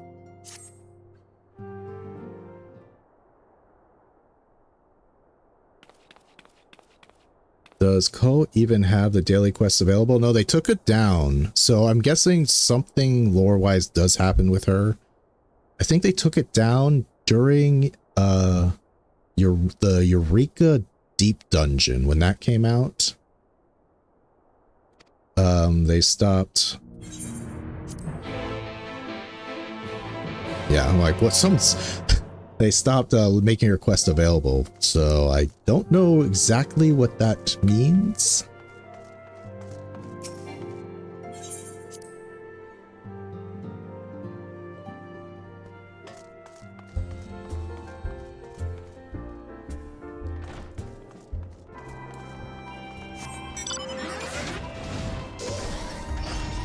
Now, some speed run if I'm gonna watch the cutscenes. I might watch the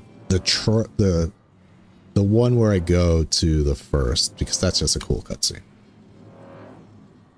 She lost her job. Just worship it. Yeah, I don't quite understand. I'm sure it'll become more apparent once I get there. I'm not gonna talk to anybody. I'm like, I have to fight the urge to talk to these people again. But I'm like, I'm gonna do that again on my third playthrough with my self-insert. I'll talk to people again. I just won't be reading out loud everything.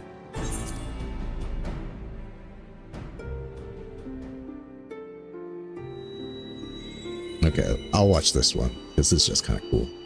Oh, I didn't take away his eyewear.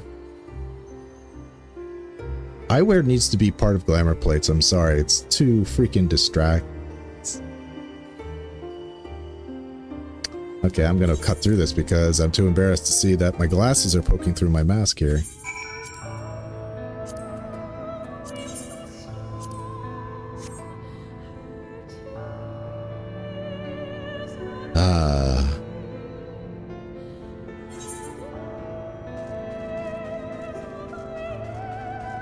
Can I go to for a job? Can I attune? Oh, it's gonna cut me off. Okay.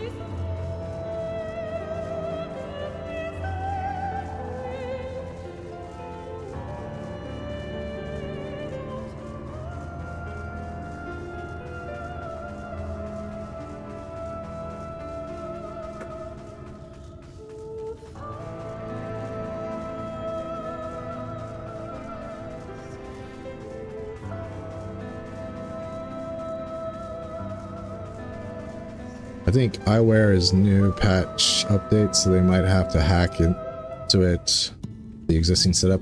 Yeah, I agree. It's just kind of annoying that it's separate from glamour plates. Halt! It's not separate to gear sets, though. Yeah, development is like how Fortnite pros build layers upon layers.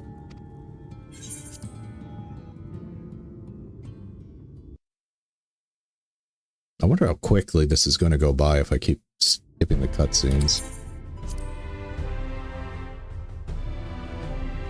There's one cutscene I will not skip, is I'm going to go to Alphino first. And I kind of want to hear, and so there should be some differences. Because I went to Alizé first with Caligo.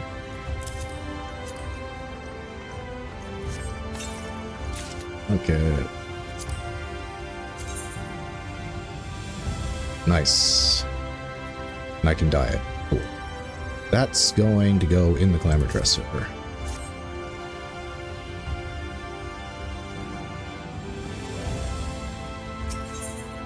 Okay, let's kind of want to keep the experience getting spread throughout, so we'll go back to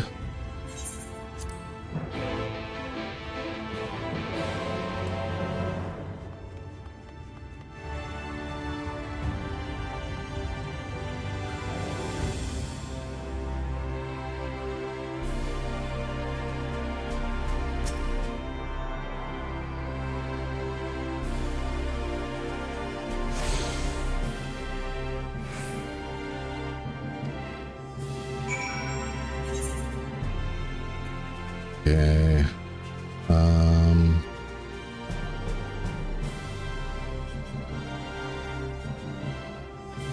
Alright, I have to reattune everything.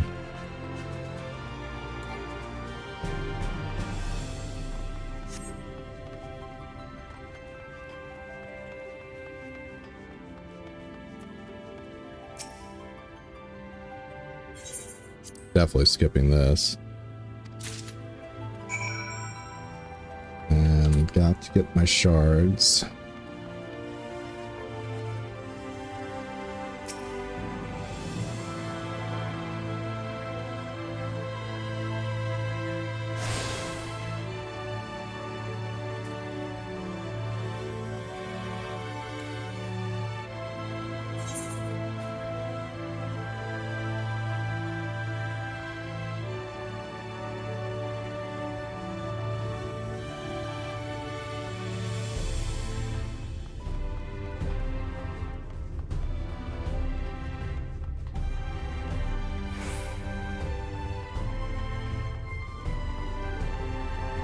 The only thing I'm not going to skip over is the Qatari, though. With Pius here, I'm going to do those quest lines. I'll save the dwarves for Joe.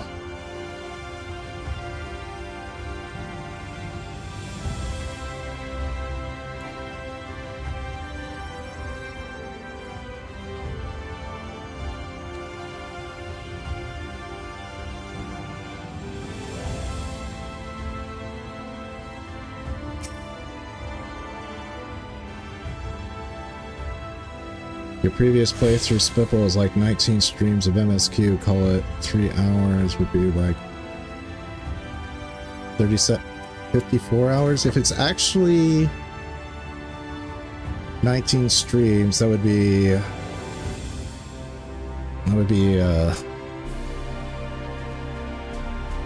19 times 4.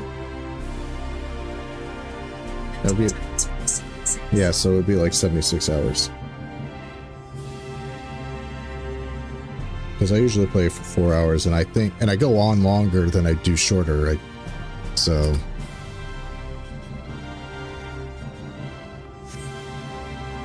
let's see how fast I can get this character through.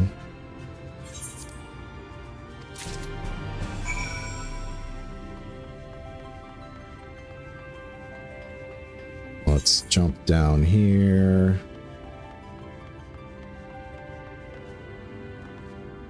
I can't jump down.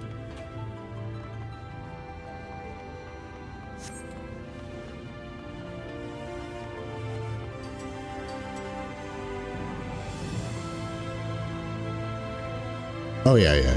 We're still gonna do opening. So I guess it would be more like 3.5 hours MSQ.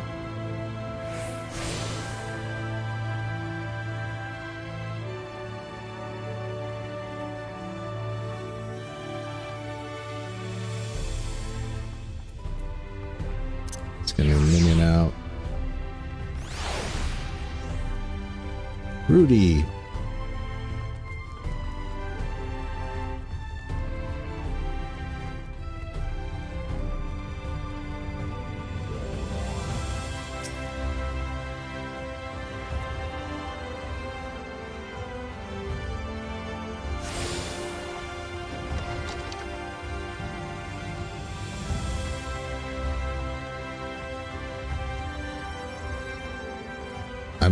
I might do pixie quests with this character too, just as a form of getting experience.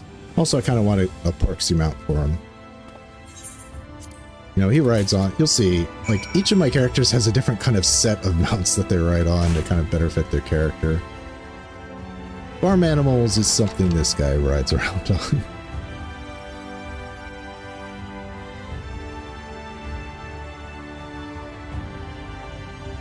Oh, that's true. That's true.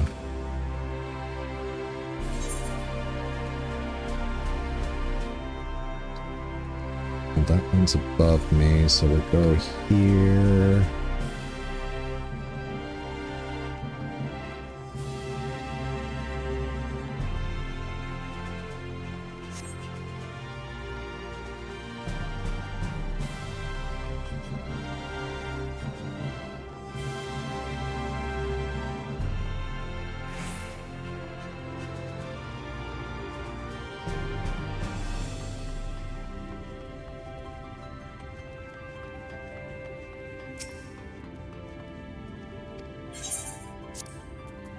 Scribbled notes.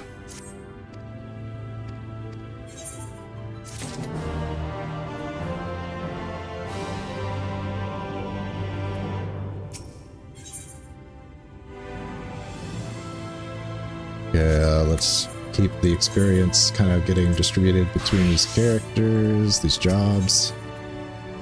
Let me make sure my glasses are off. Good.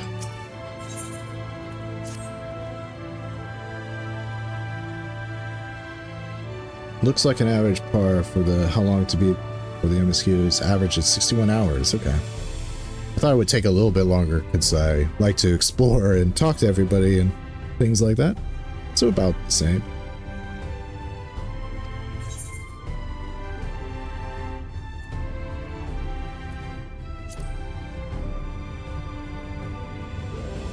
Yes, of course, it can only open just like any door does. That seems strange to you. I know the function of the tower in real time, but I assure you there is no danger. Must be locked inside.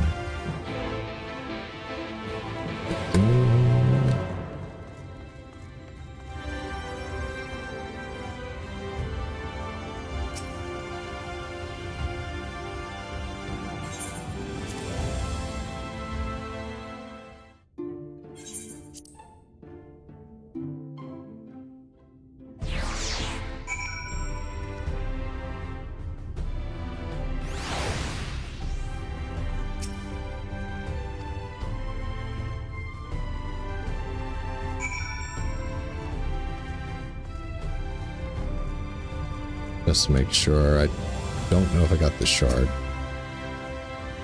Nope.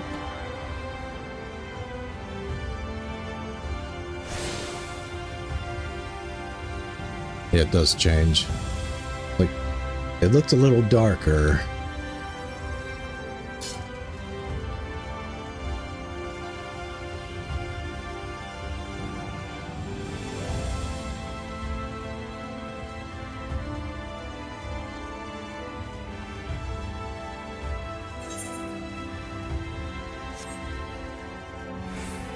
You're lit up, so I got you already.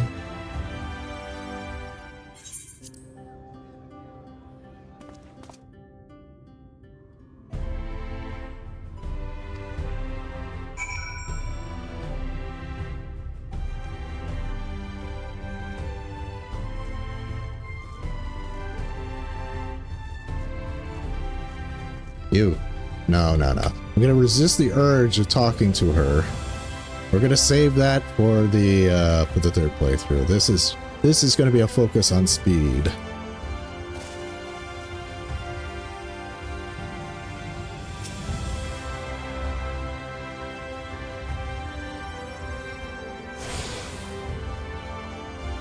Now each character has a different kind of focus. First is obviously first reactions. Second's gonna be speed. Third one's gonna be kind of a retrospect and things like that.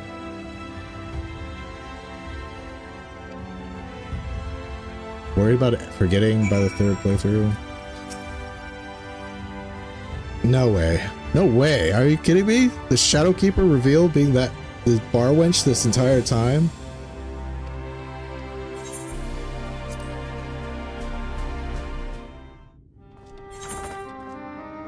There's Artbert's theme. We get to talk to Artbert.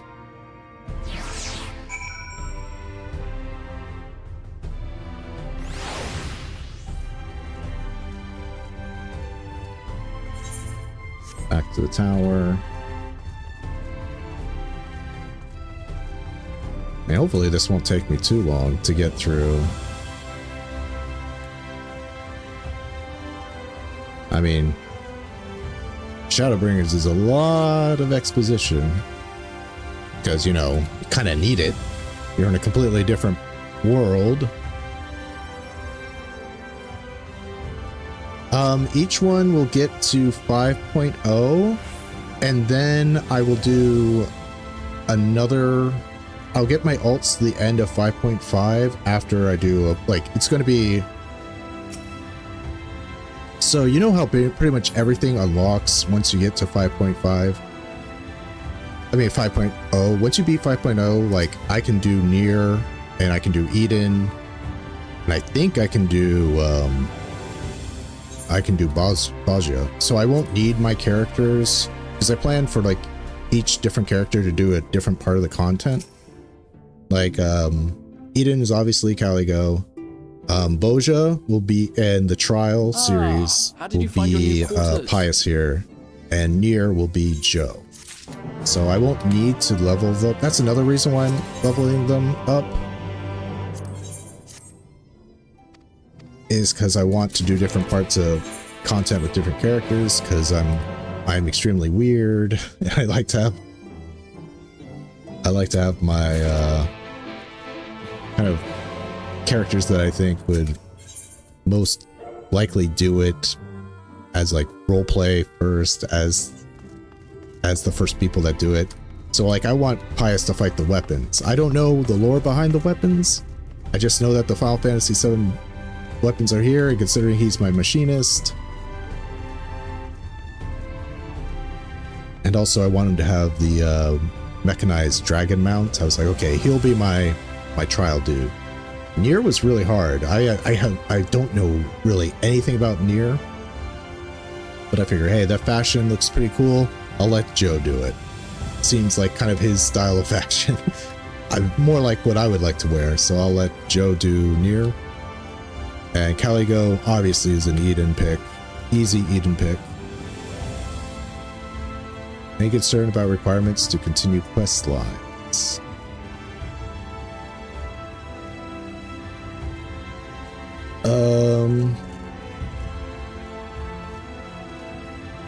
I'm not sure what you mean by that, Fur. Like, will I need more?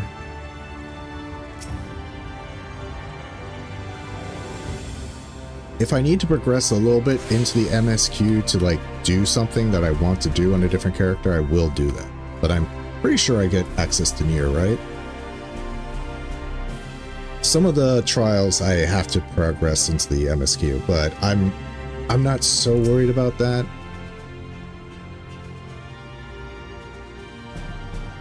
I think the trial series, I remember Zeppla talking about this a while ago, is like after this they stop having separate quest line for the trial, so but that trial quest line I would like to do with Pius first, this character, the priest.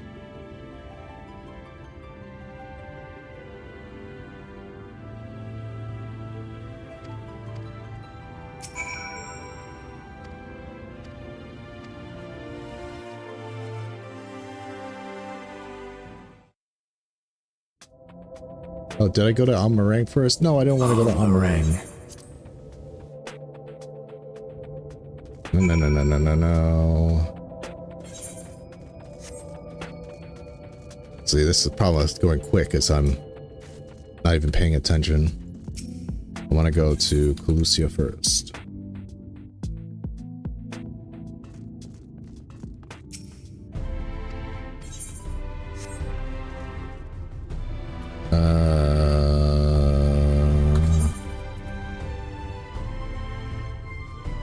Search of Alpha now. Oh, I have to go down there first. Weird. I know. Background music was calling to me.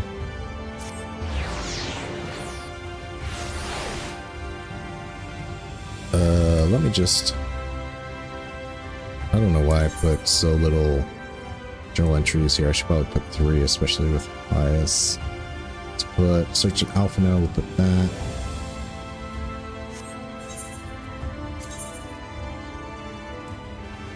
Okay, we'll take hopefully a shard. Oh, that's right, we have to go to the Rookery.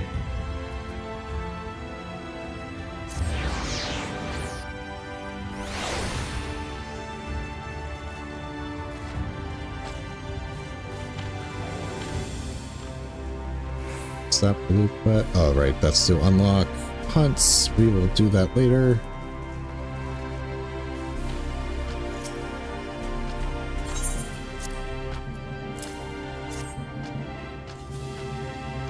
So we're gonna not skip over talking to Alphino because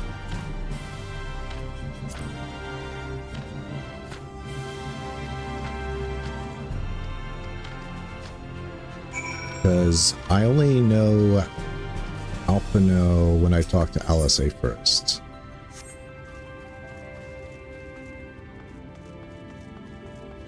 And we'll go up to the launch. Yeah, that's to you.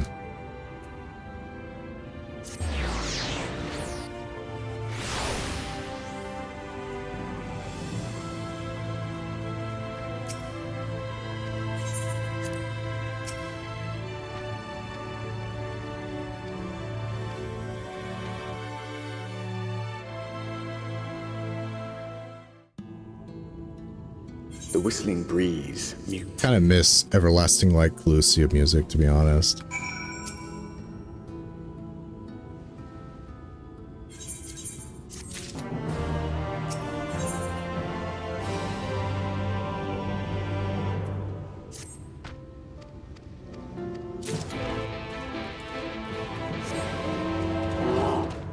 War Bear. This is the newest mount to Pius's collection. It's so ironic. All my tanks use mounts, like, don't use the mounts that come with them. I have to level up. Well, I used Warrior quite a bit on Pius, but I'm pretty much retiring it in favor of Gunbreaker and letting Joe just have Warrior.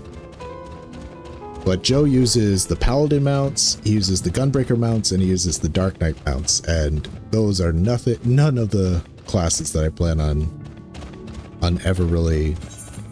Gosh, I went past it. On basically using in raids or anything like that.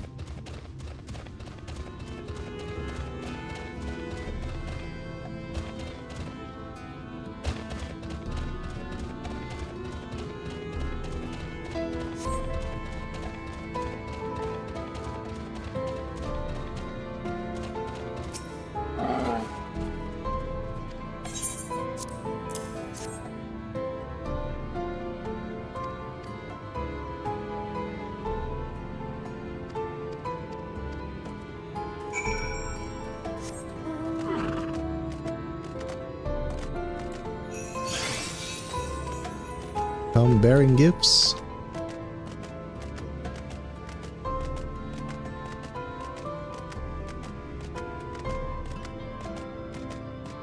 That's obviously a Cosmo Exploration mount. Pink. A pink armored weapon. Let's just get the Armaro Keep, even though just for Providence sake. Okay, so this is going to be a cutscene we're not going to skip.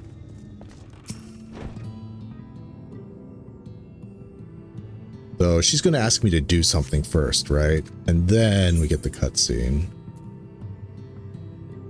Mead. Fine choice. And what? And that you'll be paying with.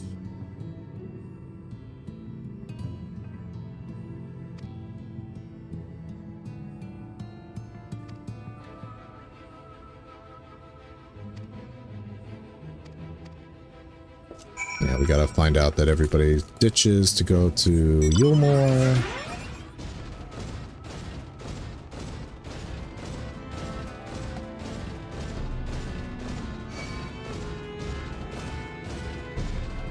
Looks like it tastes like bubblegum. Yeah, it's got that bubblegum pink to it.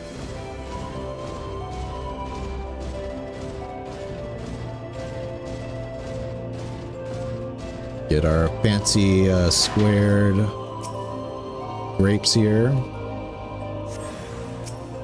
Okay, let's see if I remember how to play Paladin. I should have my Chocobo out. Okay, Choco needs experience.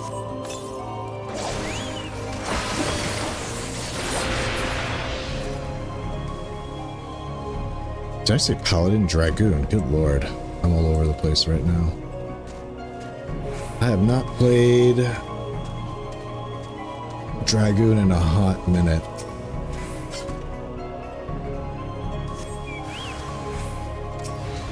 Okay.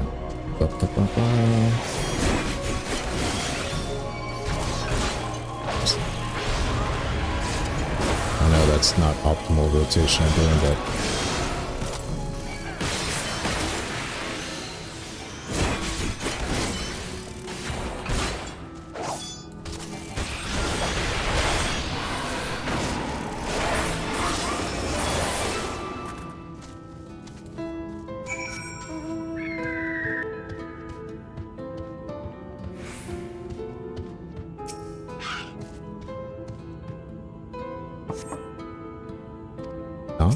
knock again.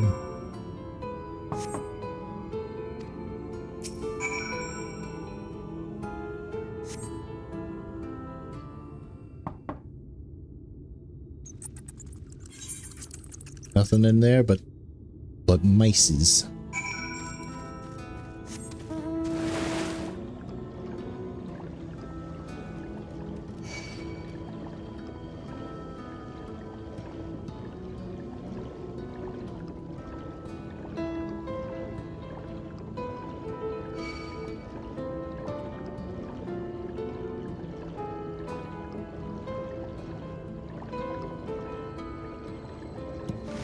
I remembered it. Freaking remember my Aether compass.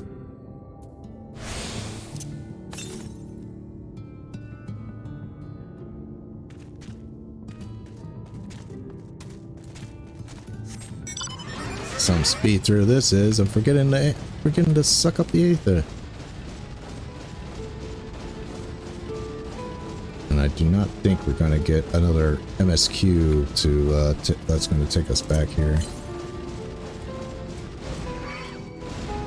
Leave me alone, Gobbo.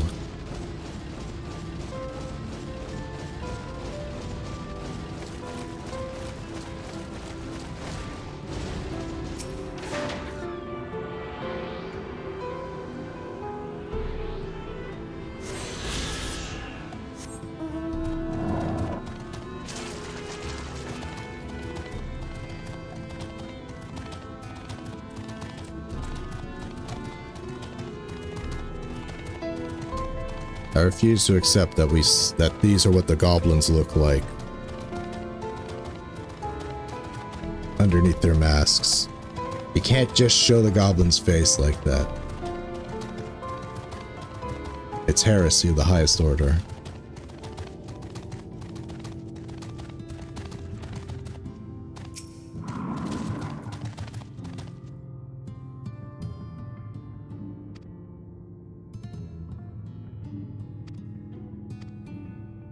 Okay, we're not skipping this.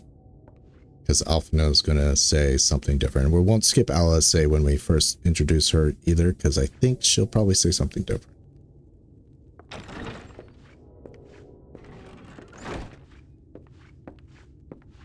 And how is business today, Mistress Theva?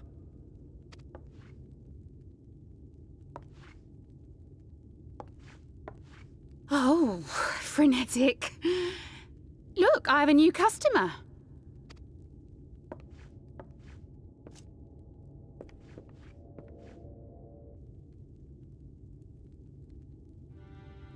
Tis good to see you, my friend.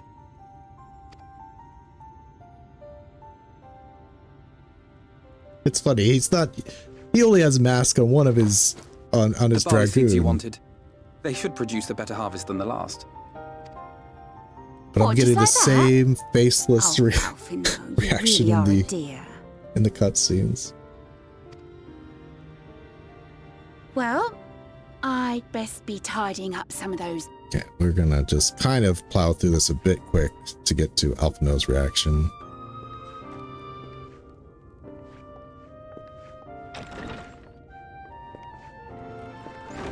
It seems an age since last we spoke. Not since the prisoner exchange in Doma. And Yotsu. It has been even longer for me, of course, if you count the days I've spent here. But the time has only added to the relief I feel seeing you safe and well.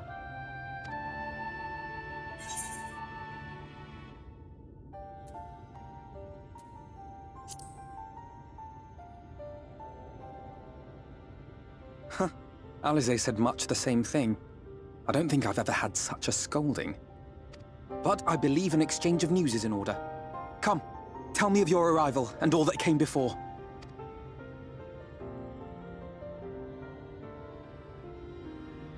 I can't tell him about Alisaie yet, so he's gonna say something different here. I see. Both the Exarch and Alisaie told me what they knew of events, but I had stubbornly clung on to the hope that all-out war might yet be avoidable. And poor Tataru. She must be sick with worry. We must endeavor to return as soon as we may. It would be nice to bring her good tidings for a change.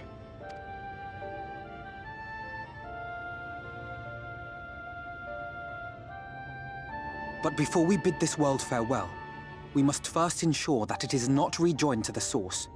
We must prevent the 8th Umbral calamity. Urianger's vision of the future has, I fear, every chance of coming true. By his description, the catalyst for the calamity was a formless and deadly weapon employed by the Garlean Empire. I guess this is pretty much... Which can only mean one thing. Black Road. Okay, I don't know. I think if we're going to see a change, we would have seen it there. maybe the change will happen more likely with LSA. Okay, that's where we're going to end the stream for today. When we return, we will do a speed through. I don't imagine it taking too long to actually do it. Let's see how fast we can get through it. It'll be kind of for science. So, when Wednesday comes around at 1 p.m., I hope to see you all then. Please like, comment, subscribe, you know, all that good stuff. If you want to support me directly, you know, you can become a channel member. Remember, if you want to see me prog through Eden Mine, I'm going to do that as a members only stream in the evenings of Tuesday and Thursday. It's kind of non-essential viewing. It's also I've explained my reasons why before, but it's going to be for members only. So if you're interested in that, become a member. I think at the Lord and Lady level, I've promised I'd make exclusive live streams for that tier, so I'm going to do that. I might release the clear run for everybody if you're interested in that. But for progging and such, I'm going to make that for members only. There are some of my static members who are of various skills and skill levels, so I kind of don't feel too comfortable making it public, as it were. And I'll probably be having to change my audio settings to make sure that Discord won't be heard. But don't worry, it's not essential. It's just progging through Eden. You'll see my first time playthroughs through the normal. That will always be a public post. But if you're interested in progging and mining and stuff like that, do consider becoming a channel member. If you want to support me on Twitch, the only way you can help me is by following. And yes, we'll continue with the speed run on Wednesday, and I hope to see you all then. And until next time, I shall see you in the world of tomorrow.